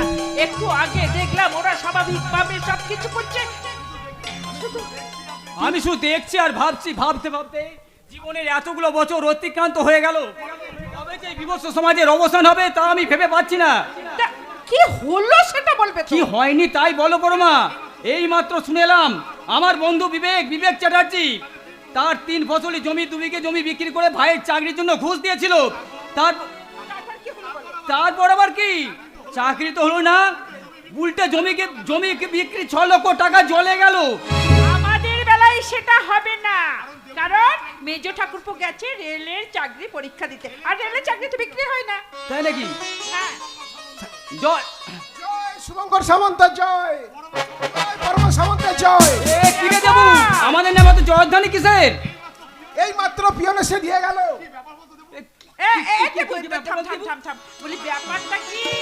পিয়ন কি দিয়ে গেল সেটা তুই বল। পিয়ন কি দিয়ে গেল? অ্যাপয়েন্টমেন্ট লেটার দাদা, অ্যাপয়েন্টমেন্ট লেটার। অ্যাপয়েন্টমেন্ট মানে কি? আর দাদাকে আমি হাড় ভাঙা খাটুনি খাটতে দেবো না। কেন? আর না, আর আমার তো সইছে না পড়তা। একদিনে দুটো আনন্দের খবর। তার মানে একটা হচ্ছে মেজদার অ্যাপয়েন্টমেন্ট লেটার এসেছে, আর একটা খবর শুনলে তুমি বিশ্বাসই করতে পারবে না। বিশ্বাস অবিশ্বাসের কথা বাদ দিয়ে কি শুনেছিস তাই বল। তগরির স্বামী স্বামী মানে তাপস পাগল বা হাবাগোবা নয়।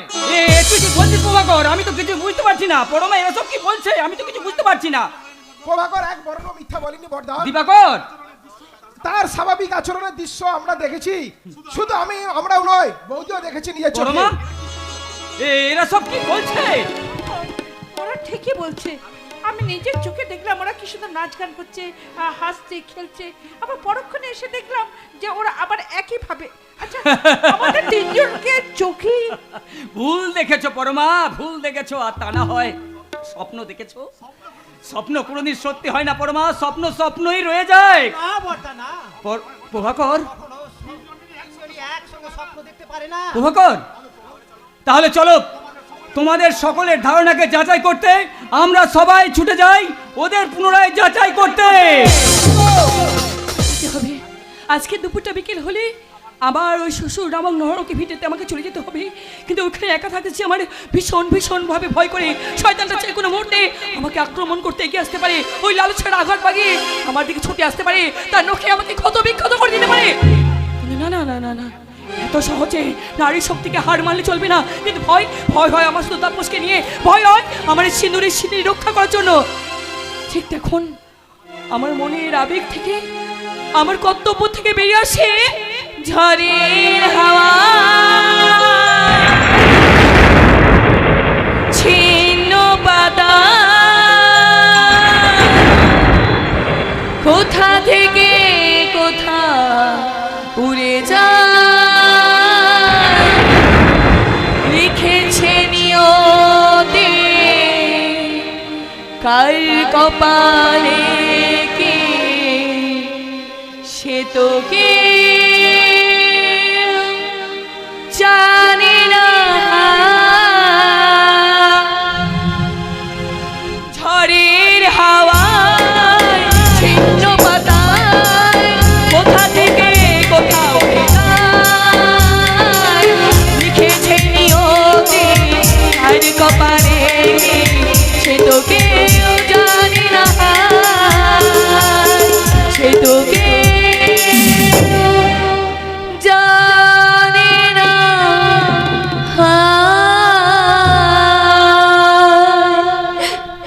টগরি, টগরি, কি আপনি? আমাকে তুমি চিনতে পারছো না? অবশ্য চিনতে না পারারই কথা। ফোনটা না করে সত্যি করে বলুন, কে আপনি? কেনই বা আপনি এসেছেন এখানে? আর আমাকে নাম ধরে ডাকার অধিকারী বা আপনাকে কে দিয়েছে? অধিকার? সত্যিই তো, একজন অপরিচিতার নাম ধরে ডাকা আমার অন্যায়, আমার অপরাধ। অযাচিত ভাবে তোমার কাছে এসে যদি আমি অন্যায় করে থাকি, আমাকে আমাকে তুমি ক্ষমা করে দিও টগরি। শোনো, আমার বাবা আমার দাদা আমাকে সেই শিক্ষা দেয়নি। কোন শিক্ষা? ভিখারিকে খালি হাতে ফিরিয়ে দেওয়া। টগরি, ভিখারি আমি সত্য, তবে অর্থের সাহায্যের ভিখারি আমি নই। আমি এক ভালোবাসার ভিখারি, যে ভালোবাসা হয়তো সত্যি সত্যি আমাকে হয়তো কোনোদিন ভিক্ষা পাত্র ধরিয়ে দেবে। তার মানে আপনি? ভিখারিকে আপনি সম্বোধন করে না ম্যাডাম। ও ঈশ্বর, বিধাতার কি নিষ্ঠুর খেলা, যার জন্য নিজের জীবনটাকে আমি বাজি রেখেছিলাম, যে প্রতিদিন একবার আমার হাতের স্পর্শ না পেলে পাগল হয়ে যেত, আজ সেই আজ আমাকে জিজ্ঞাসা করছে আমি কে, তার নাম ধরে ডাকার অধিকার আমায় কে দিয়েছে। যে টগরি আমার আসার অপেক্ষায় প্রহর গুনত, সেই ভালোবাসা আমাকে সাজিয়ে দিল পথের ভিখারি। বাহ বারে পৃথিবী বাহ, কি সুন্দর তোমার বিচার। সেই আবেগ ভেড়ানো কথা, সেই কণ্ঠস্বর, তবে কি তুমি?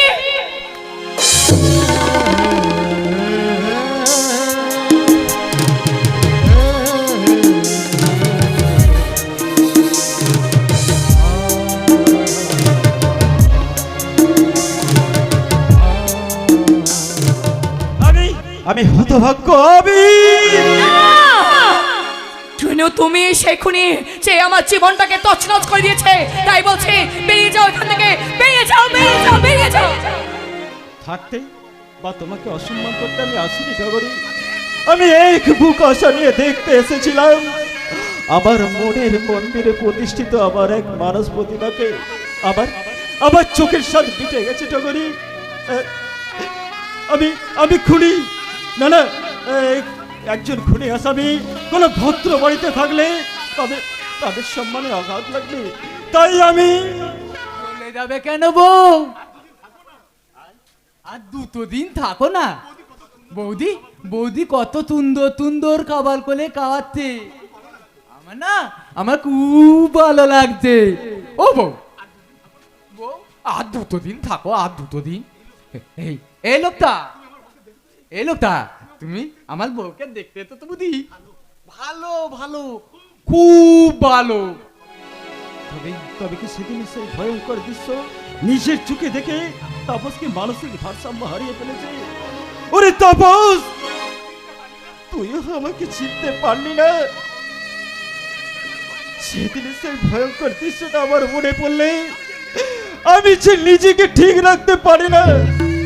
আমার জীবন থেকে আশা ভালোবাসা সব চলে গেছে যে, কিন্তু যে শয়তানের চক্রাতে আজ আমাকে খুনি চাইতে হয়েছে তাকে আমি ছাড়বো না। এই সমাজে টিকিধারী সাইজদের কাছ থেকে আমি সেই দিন প্রমাণ করে দেব এই তাপসের বাবার আসল খুনিকে। আর আমি সেই দিনে প্রত্যেকের কাছে আদায় করে নেব আমার আসল হিসাব নিকাশ। তবে যে কি যে হলো জীব জুয়ার হেরে গেলা, কবে যে কথা কি যে হলো জীবন জুয়ার হেরে গেলা, বেহিসাবি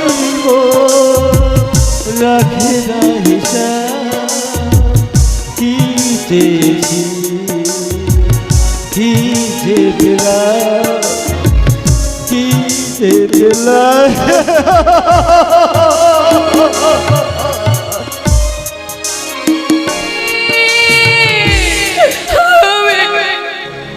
তুমি কাঁদছো কেন টগরি?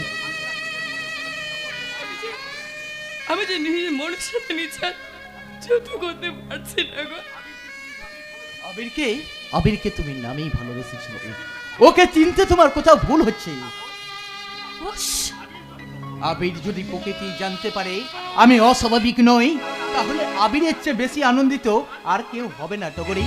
হ্যাঁ টগরি, ও আমার এতটাই অন্তরঙ্গ বন্ধু। তাপস, হ্যাঁ টগরি, আবির একদিন প্রমাণ করে দেবে যে ও আমার বাবার খুনি নয়। শুধুমাত্র সেই দিনের চরম সন্ধিক্ষণে নিজেকে বাঁচিয়ে রাখার জন্য আমাকে পাগলের অভিনয় করে আমাকে কাটাতে হয়েছে। আমাকে কি বলছো তুমি? আবির যে প্রকৃত খুনি নয়, তার প্রধান সাক্ষী হচ্ছে আমি। আমার সব কাজ মিটে গেলে আদালতে বিচারকের সামনে গিয়ে বলবো আমি মাননীয় ধর্ম অবতার। চলো আর দেরি করবো না, আমরা চলে যাই আমাদের আপন জায়গায়।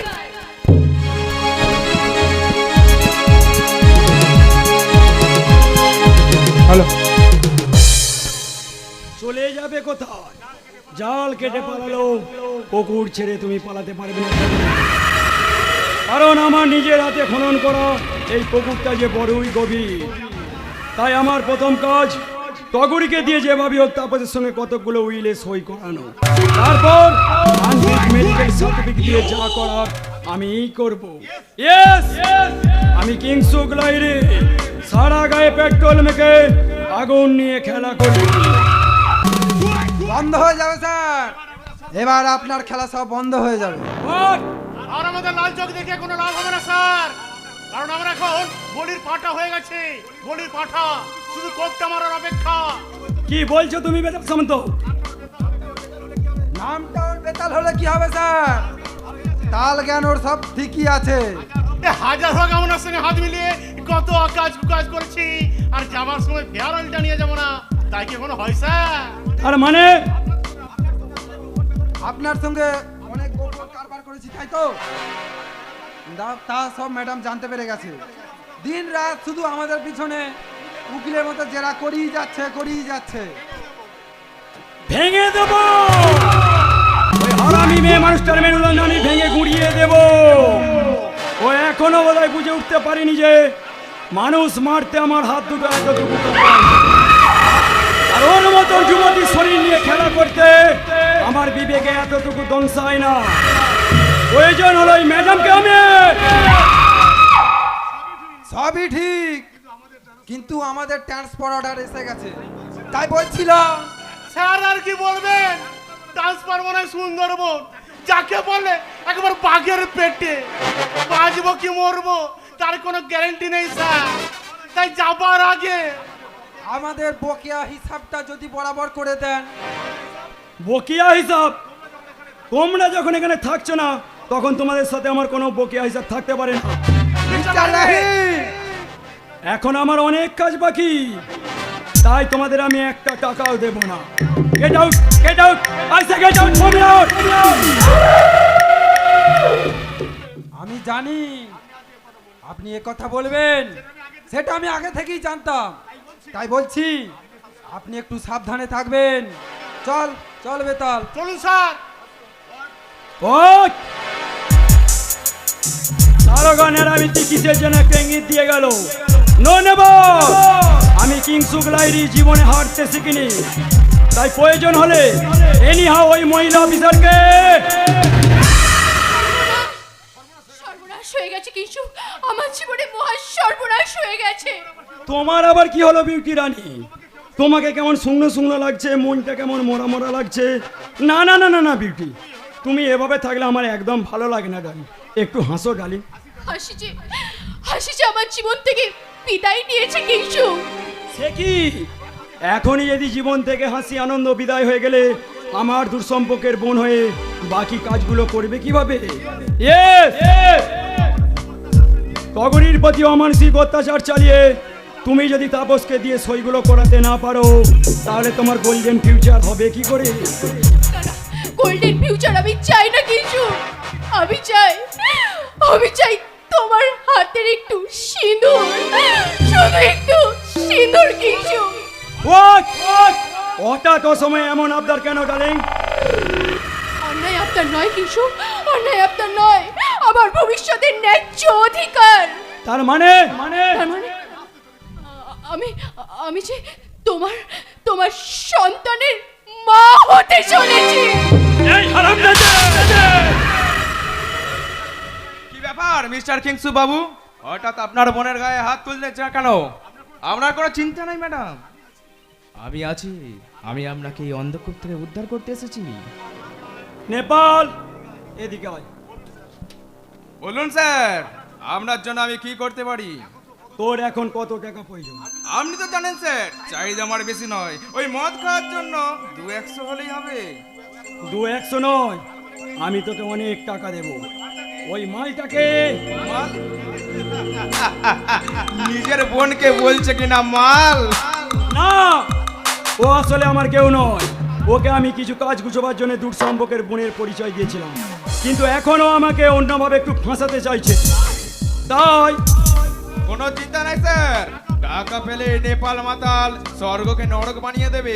এবার বলুন স্যার, আমাকে কি করতে হবে? এই নে টাকা, এতে 50,000 টাকা আছে। আর আমি একবার ভালো করে হারামজাদে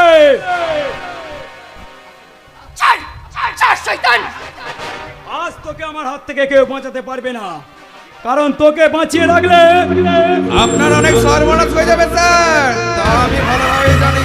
তাই বলছিলাম স্যার, অনেকটা নজর ধরা জিনিস এক্ষুনি শেষ করে দিয়ে লাভ নেই। তাই বলছি স্যার, মালটাকে অজ্ঞান করে আপনার গাড়ি করে কিছুটা এগিয়ে দিয়ে আসবেন, চলুন। তারপর রাখবেন মদ গিলে ওর ওই টুসটুসে শরীরটা ওয়াক করে যা করার আমি করবো, ও নিয়ে আপনাকে ভাবতে হবে না। যা সাইদিয়া, তারপর তোমাদের গোপন ছবিটা তুলে রাখবো আমি, তারপর যা করার আমিই করব। না না আপনি আপনি আমার শরমাস করবেন না। আমার গর্বে যে ওই শয়তানটা সন্তান তাই নাকি?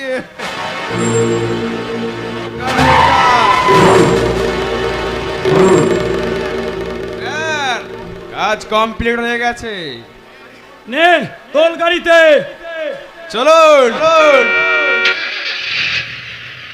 কি হলো চুমকি, তুমি আমার মুখের দিকে তাকিয়ে এমন ভাবে কি দেখছো? দেখছি আমার মনের মানুষটাকে, আর ভাবছি আবার কি ভাবছো? কাল থেকে আবার ডিউটি শুরু হয়ে যাবে।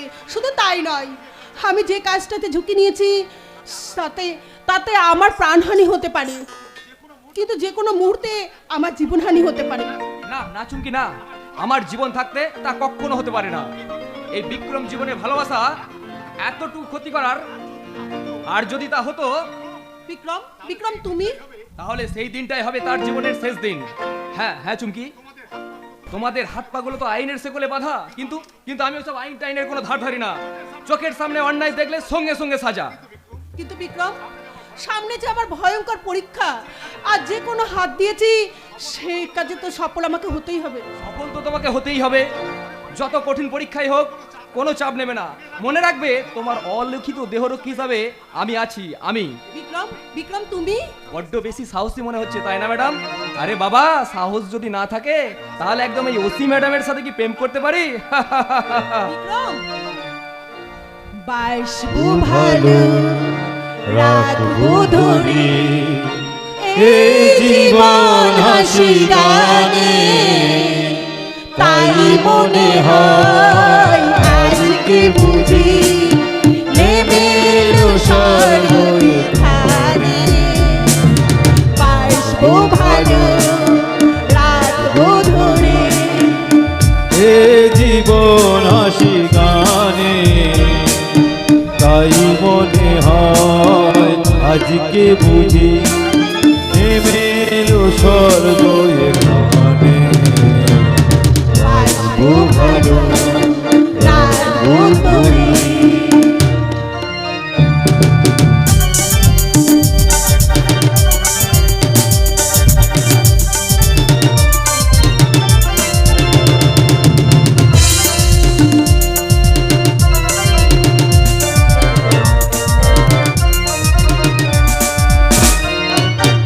আশুক না ঝড়, আশুক তুফান ভারী,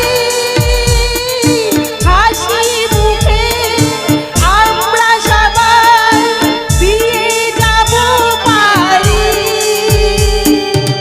আশুক না ঝড়, আশুক তুফান ভারী, আমরা সবাই হাসি মুখে বিয়ে যাব পারি। সেই ঝঙ্কার উঠবে বেজে আমাদেরই মনের সুরে। বাসবো ভালো রাখবো ধরে, হে জীবন হাসি গানে, তাই মনে হয় আজকে বুঝি নেমে এলো স্বর্গ। আপনারা বসুন বসুন, কিছু হয়নি, বসুন আপনারা বসুন। বিক্রম, আবির তুই এসে গেছিস? হ্যাঁ রে বিক্রম, তুই আমাকে ডাকবি আর আমি আসবো না, তা কি হয়? তাছাড়া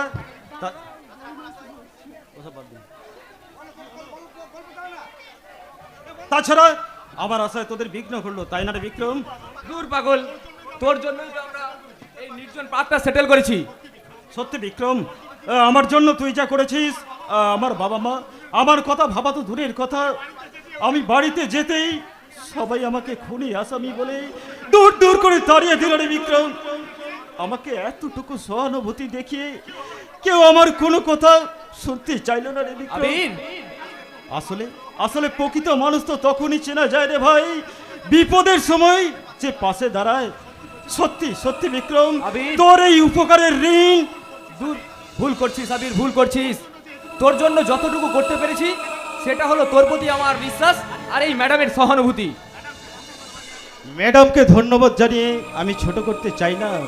আমি ঈশ্বরের কাছে আমার একটাই নিবেদন, তোর আর এই ম্যাডামের ভালোবাসা যেন চির অক্ষয় হোক। আবির, ভালোবাসা যে বড় যন্ত্রণাময় রে বিক্রম, ভালোবাসা যে বড় জ্বালা দেয়।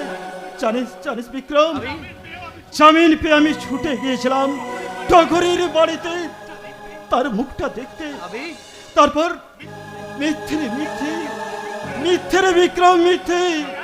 সে এই আজব পৃথিবীতে প্রকৃত ভালোবাসার কোনো মূল্য নেই রে। সে আমাকে ব্যর্থতার কথা প্রকাশ করে তো দূরের কথা, সে আমাকে ভিখারি সম্বোধন করে দূর দূর করে তাড়িয়ে দিল রে বিক্রম, তাড়িয়ে দিল। জানিস জানিস বিক্রম, জানিস টগরীকে দেখতে গিয়ে যখন আমি দেখলাম আমার প্রাণের বন্ধু তাপস তাকে উদ্ধার করেছি, তখন আমি খুবই আনন্দ পেলাম রে, খুবই আনন্দ পেলাম। কিন্তু কিন্তু যখন আমি দেখলাম তাপস তাপস পুরোপুরি স্মৃতিভ্রষ্ট, যাকে বলে একবারে হাবা গোবা, তখন তখন আমি নিজেকে ঠিক রাখতে পারিনি রে বিক্রম। শুধু শুধু টগরীর কথা ভেবে যখন দেখলাম আমার প্রাণের বন্ধু তাপস সেও আমাকে চিনতে পারছে না, তখন আমি ভাবলাম দাদা, কিন্তু কিন্তু আমি যে একজন খুনি আসামি। পুলিশের চোখ কখনো ভুল দেখে না আবিরদা। তাই এই বিক্রমের সামনে আমি আপনাকে কথা দিচ্ছি, আপনার ভালোবাসা আপনি হয়তো ফিরিয়ে দিতে পারবো না, কিন্তু আপনার বন্ধু বাবার আসল খুনিকে আমি খুঁজে বের করে তাকে আমি শাস্তি দেবই। ম্যাডাম, তাই আমরাও চললাম সেই প্রকৃত খুনি সন্ধানে।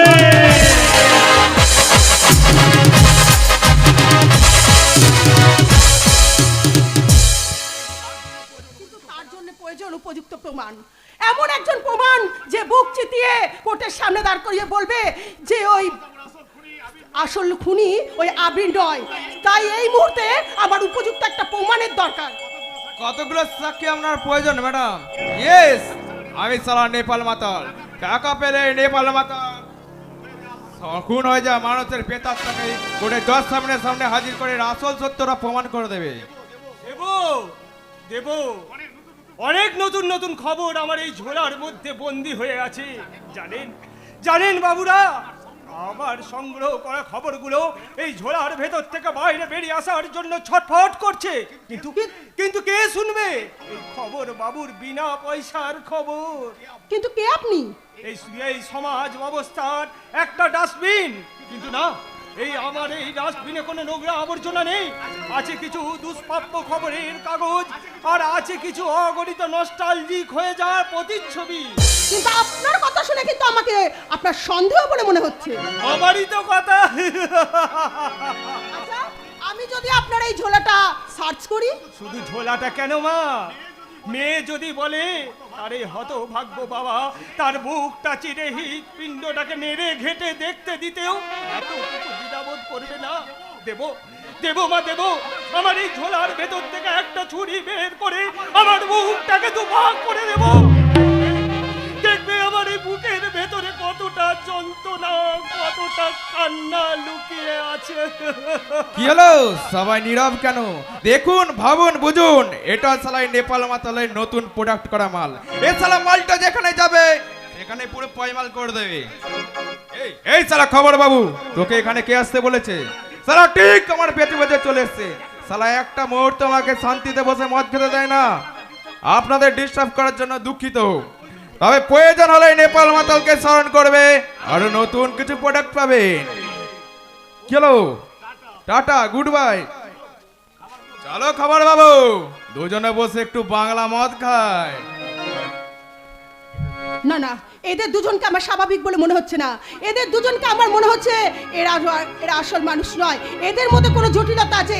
তাই তো এদের ডেরাটাকে আমার খুব সহজেই চিনতে হবে। এদের পিছু পিছু গিয়ে দেখতে হবে এরা কোথায় যায় আর কি করে। পরমা, তুমি কোথায়? আমার ভীষণ কষ্ট হচ্ছে, পিপাসায় বুকের ছাতিটা আমার ফেটে যাচ্ছে, মনে হচ্ছে প্রাণ বায়ুটা হয়তো এক্ষুনি পরমা। প্রোগ্রামই আবার তুমি উঠে এলে কেন গো? তোমাকে তো ডাক্তারবাবু বিশ্রাম নিতে বলেছে, বলো না ওষুধটা খেয়ে তা এইভাবে ওষুধ খাইয়ে তোমরা আমাকে আর কতদিন বাঁচিয়ে রাখবে পরমা? খেয়ে নাও, আর বেশি কথা বলো না তুমি।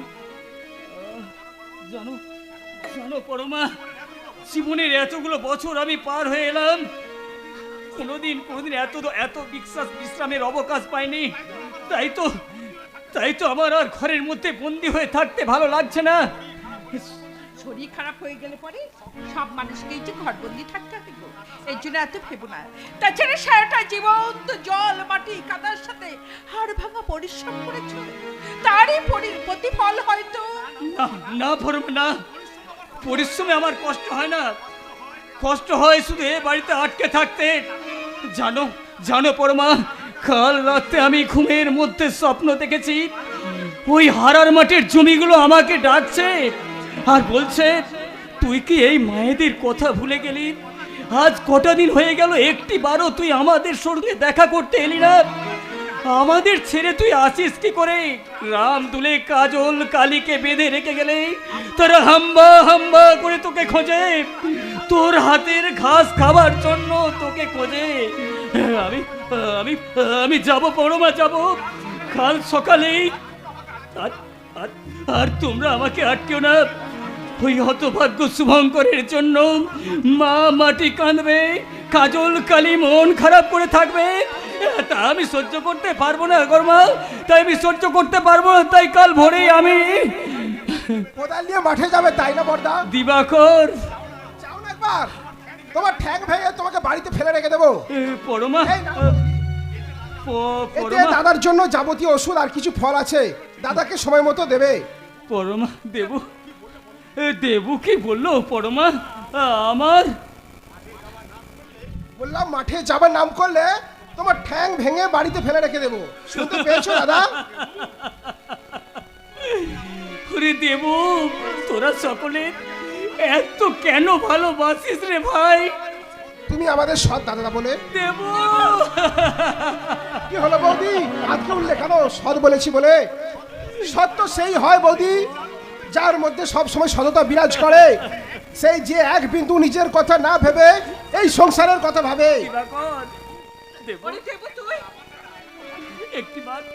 একটিবার আমার কাছে আয় তো ভাই। বলো বলো দাদা বলো। আরে আমি সারাটা জীবন ভাই বোনদের মানুষ করার জন্য যা যা করার প্রয়োজন তাই করেছি।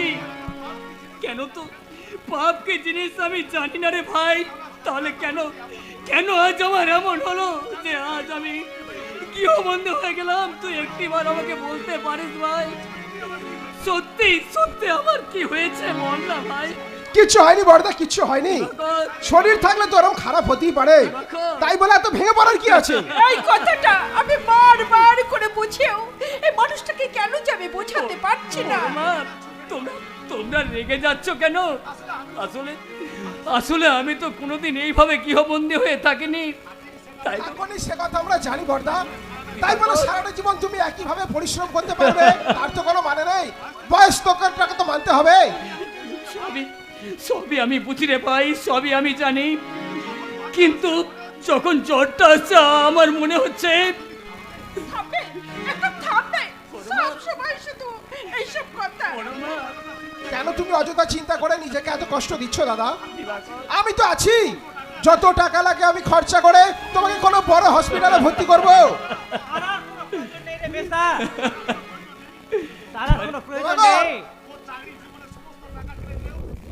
তোর সমস্ত জীবনে টাকা ঢেলে দিলেও পর্দাঘাট তুই সুস্থ করে তুলতে পারবি না। কেন, কি হয়েছে বর্দার? রিপোর্ট কি বলছে?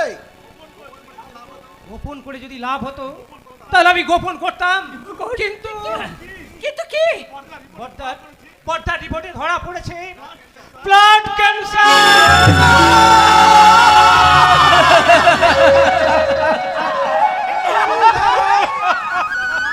পরমা কাছে এসো। দেবু,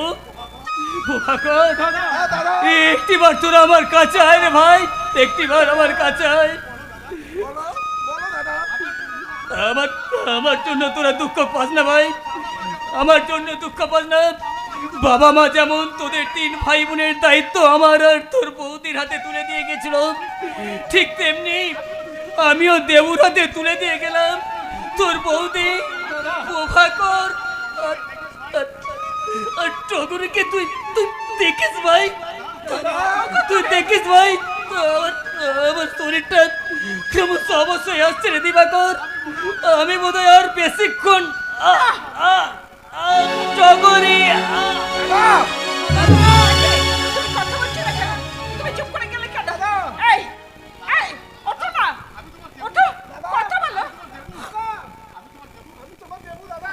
কথা বলো। কথা বলো দাদা, চুপ করে থেকো না। বলছো, হ্যাঁ, আমি তোমাকে শহরের কোনো বড় হসপিটালে ভর্তি করবো। ওগো তুমি কথা বলছো কথা না বলো কেন? দাদা, কথা বলো।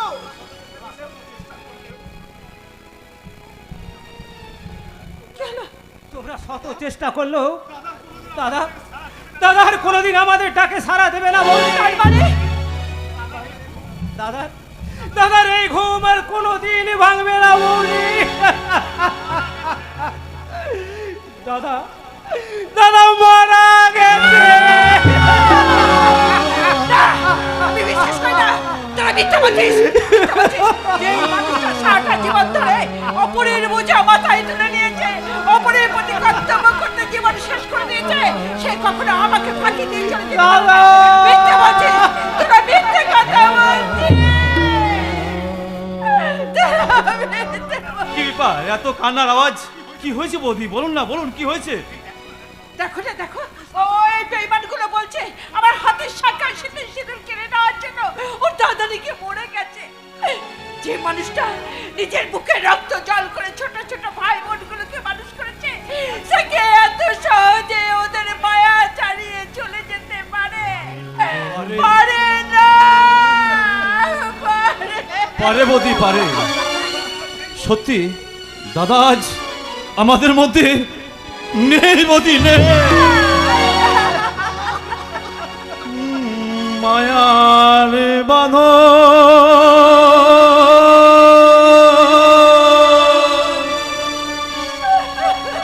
ছিন্ন করে চলে গেছে সে অনেক দূরে, গাইবে না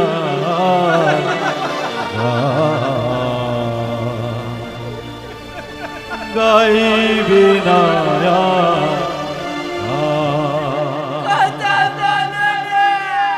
ক্লান্ত পৃথি হারিয়ে গেছে, গাইবে না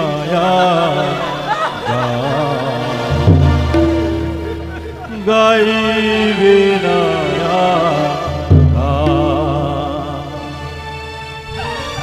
না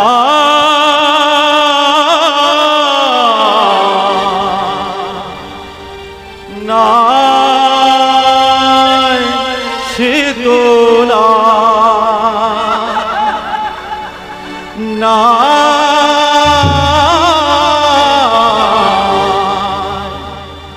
না সে তো না সে না।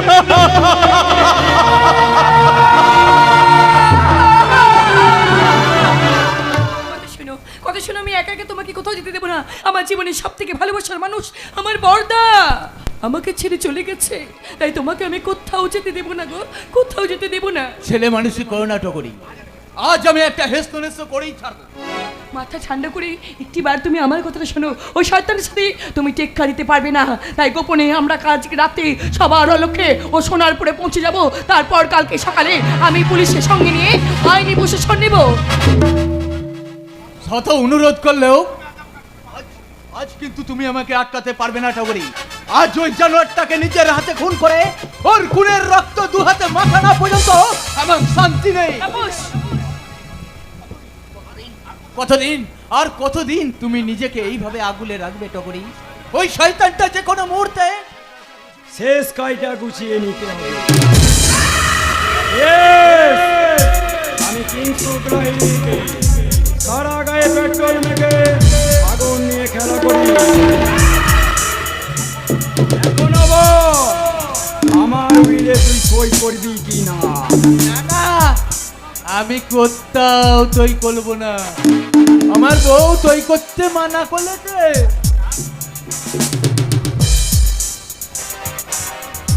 আজ যদি তুই আমার কথা মতন দলিলে সই না করিস তাহলে তোকে তো মারবই, কিন্তু তার আগে তোর সামনে তোর বইয়ের শরীরের নরম মাংস আমি খুবলে খুবলে খাবো। শয়তান, তুই কি মানুষ? না, আমি ভয়াল ভয়ঙ্কর। তাই বলছি স্বেচ্ছায় আমার কথায় যদি রাজি হও তো ভালো। কি করবি রে জানোয়ার অমানুষ? প্রথমে ওর গলার সাঁকিটা কেটে দেবো, তারপর ও কাঁচা পচার মতন যখন ছটফট করতে থাকবে তখন তোমার শরীর থেকে একটা একটা করে পোশাক খুলে নিয়ে তোমার এতদিনের উপবাসী মনটাকে আমি কানায় কানায় ভরিয়ে দেব। এ শয়তান!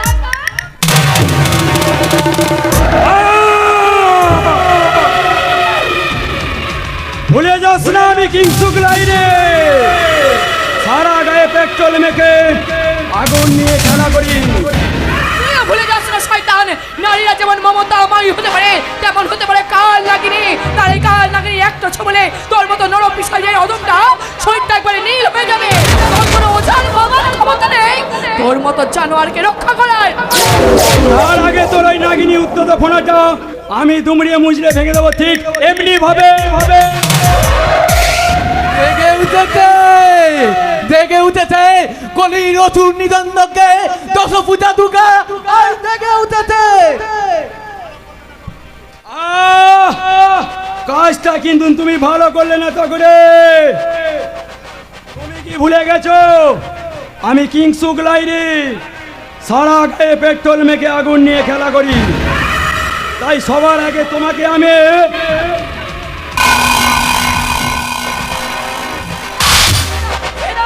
ছেড়ে দাও, ছেড়ে দাও আমাকে, ছেড়ে দাও।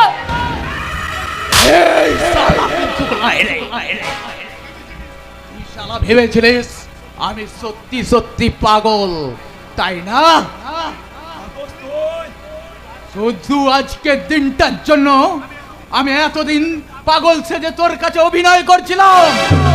দে দে শালা, ফিরিয়ে দে আমার মমতাময়ীর মায়ের জীবন, ফিরিয়ে দে, ফিরিয়ে দে আমার বাবার জীবন, ফিরিয়ে দে, ফিরিয়ে দে এই সমস্ত শত কুমারীর মেয়ের জীবন, ফিরিয়ে দে, ফিরিয়ে দে শালা। আরে একটা এগিয়ে আসার চেষ্টা করবি মাত্র দুটো গুলি খরচ করে তোদের দুটোকে আমি পর পরে পাঠিয়ে দেব। এই শালা কিংসুক লাহিড়ি, এবার তোকে তোর কোন বাপ বাঁচাবে রে শয়তান? আমি জানতাম যে এরকম একটা পরিস্থিতি আসবে, তাই তো প্রথমে আমি খেলনা পিস্তলটা নিয়ে দেখছিলাম ঘটনাটা কি ঘটে।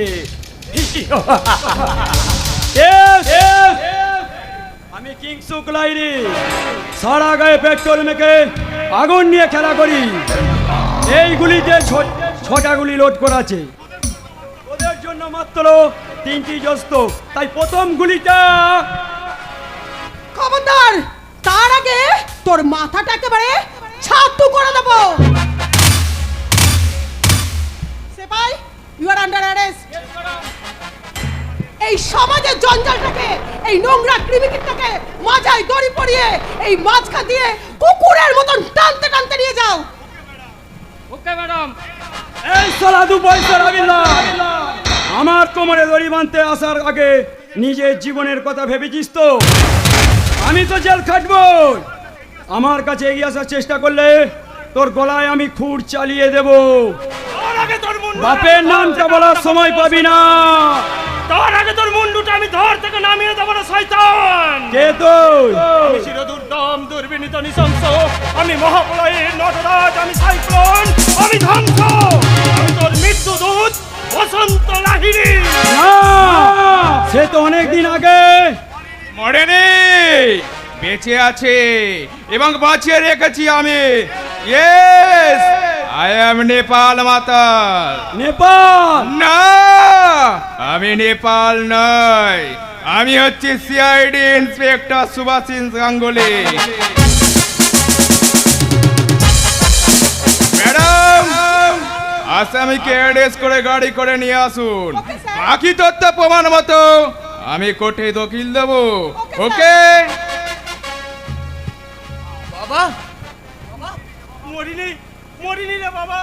আর সেদিন ওই নেপাল বাতালি আমাকে বাইরের সদর হাসপাতালে ভর্তি করে আজও আমাকে বাঁচিয়ে রেখেছে। বাবা বাবা একটা মানুষের জন্য এত পরিকল্পনা, কিন্তু না, আমি কিংসুক লাহিড়ী। ভারতে স্তূপে বসে আগুন নিয়ে শয়তান, ফিরিয়ে দে তোর কাকা বসন্ত লাহিড়ীর জীবন, ফিরিয়ে দে তাপসের সুস্থ জীবন, ফিরিয়ে দে টগরির ভালোবাসা, ফিরিয়ে দে আমার কুমারীর না, না, আইন কেউ নিজে হাতে তুলে নেবে না। ওই শয়তানটাকে আমি ফাঁসির দড়িতে ঝোলাবই। ম্যাডাম, ওই ভদ্রলোক মানে ওই নেপাল বাবু নিজের জীবন বাঁচিয়ে রেখে আমাদের এতগুলো প্রাণকে রক্ষা করেছে, তাই তাই এই জানোয়ারটাকে এমন শাস্তি দেবেন যা দেখে আর দ্বিতীয় কোনো জানোয়ার তৈরি না হয়। ম্যাডাম, আমি বলছিলাম কি, আপনি সরে গিয়ে শুধুমাত্র 5টা মিনিট আমাদের সময় দিয়ে সুযোগ করে দিন না ম্যাডাম। না বিক্রম, অপরাধী শাস্তি পাবে। অপরাধীকে শাস্তি দেওয়ার জন্য আইন আছে, আইন কিন্তু আইনের কাজ করবে। ম্যাডাম, আপনাদের আইন তো অপরাধীদের সেবাশ্রম, সেখানে নিয়ে গেলে এই শয়তানগুলো শাস্তি পায় না, পায় স্বস্তি, জনরস থেকে মুক্তি। তাই বলছিলাম ম্যাডাম, আমাকে একটু সুযোগ দিন। শুধু এই জানোয়ারটার সঙ্গে কয়েকগুলো হিসাব নিকাশ করে নি। দেখেছি ম্যাডাম, আমি নিজের চোখে দেখেছি ওই জানোয়ারটা আমার বাবার বুকে সজোরে ছুরি মারতে।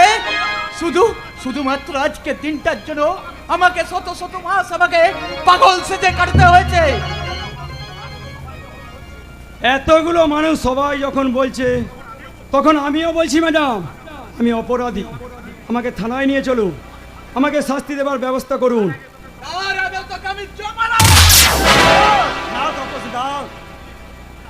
তুই খুন করে আসামি হয়ে গেলে আমার টগরির জীবনটা যে ব্যর্থ হয়ে যাবে রে ভাই। তাই আমার ভালোবাসাকে রক্ষা করতে তোকে যে বাঁচতেই হবে। হ্যাঁ রে তাপস, বিক্রম আর এই ম্যাডাম সাহায্য না করলে ওই মিথ্যে খুনের দায়ে আমার জীবনটা জেলখানার ছেলে পচেই নষ্ট হয়ে যেত রে ভাই।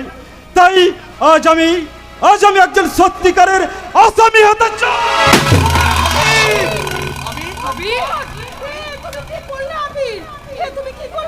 প্রতিশোধ নিলাম ম্যাডাম, প্রতিশোধ নিলাম। আমাকে মিথ্যে খুনি সাজানোর প্রতিশোধ, আমার পবিত্র ভালোবাসার অকাল মৃত্যু ঘটানোর প্রতিশোধ, এই শত মা বোনদের ইজ্জত হননের প্রতিশোধ। আর আমার জীবনে কোনো দুঃখ নেই। এবার আপনি আইনের শিকলটা আমার হাতে পরিয়ে দিন ম্যাডাম। এবার আমি হাসতে ওই ফাঁসির দড়ি গলায় নিতে প্রস্তুত। আবির, তুমি আমাকে ক্ষমা করে দাও আবির। তুমি কি করছো টগরি? তুমি কি করছো? তাপস, টগরিকে তুই দেখিস রে ভাই?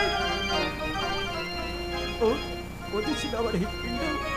ম্যাডাম, কোনো কারণেই বিক্রমকে যেন দূরে সরিয়ে দেবেন না, ও যে আমার প্রাণ। তোদের বিয়েটা আমার ভাগ্যে ছিল না রে, তাই না রে, এখন আমার আবেগের কোনো মূল্য নেই, কারণ আমি একজন সত্যিকারের খুনি আসামি।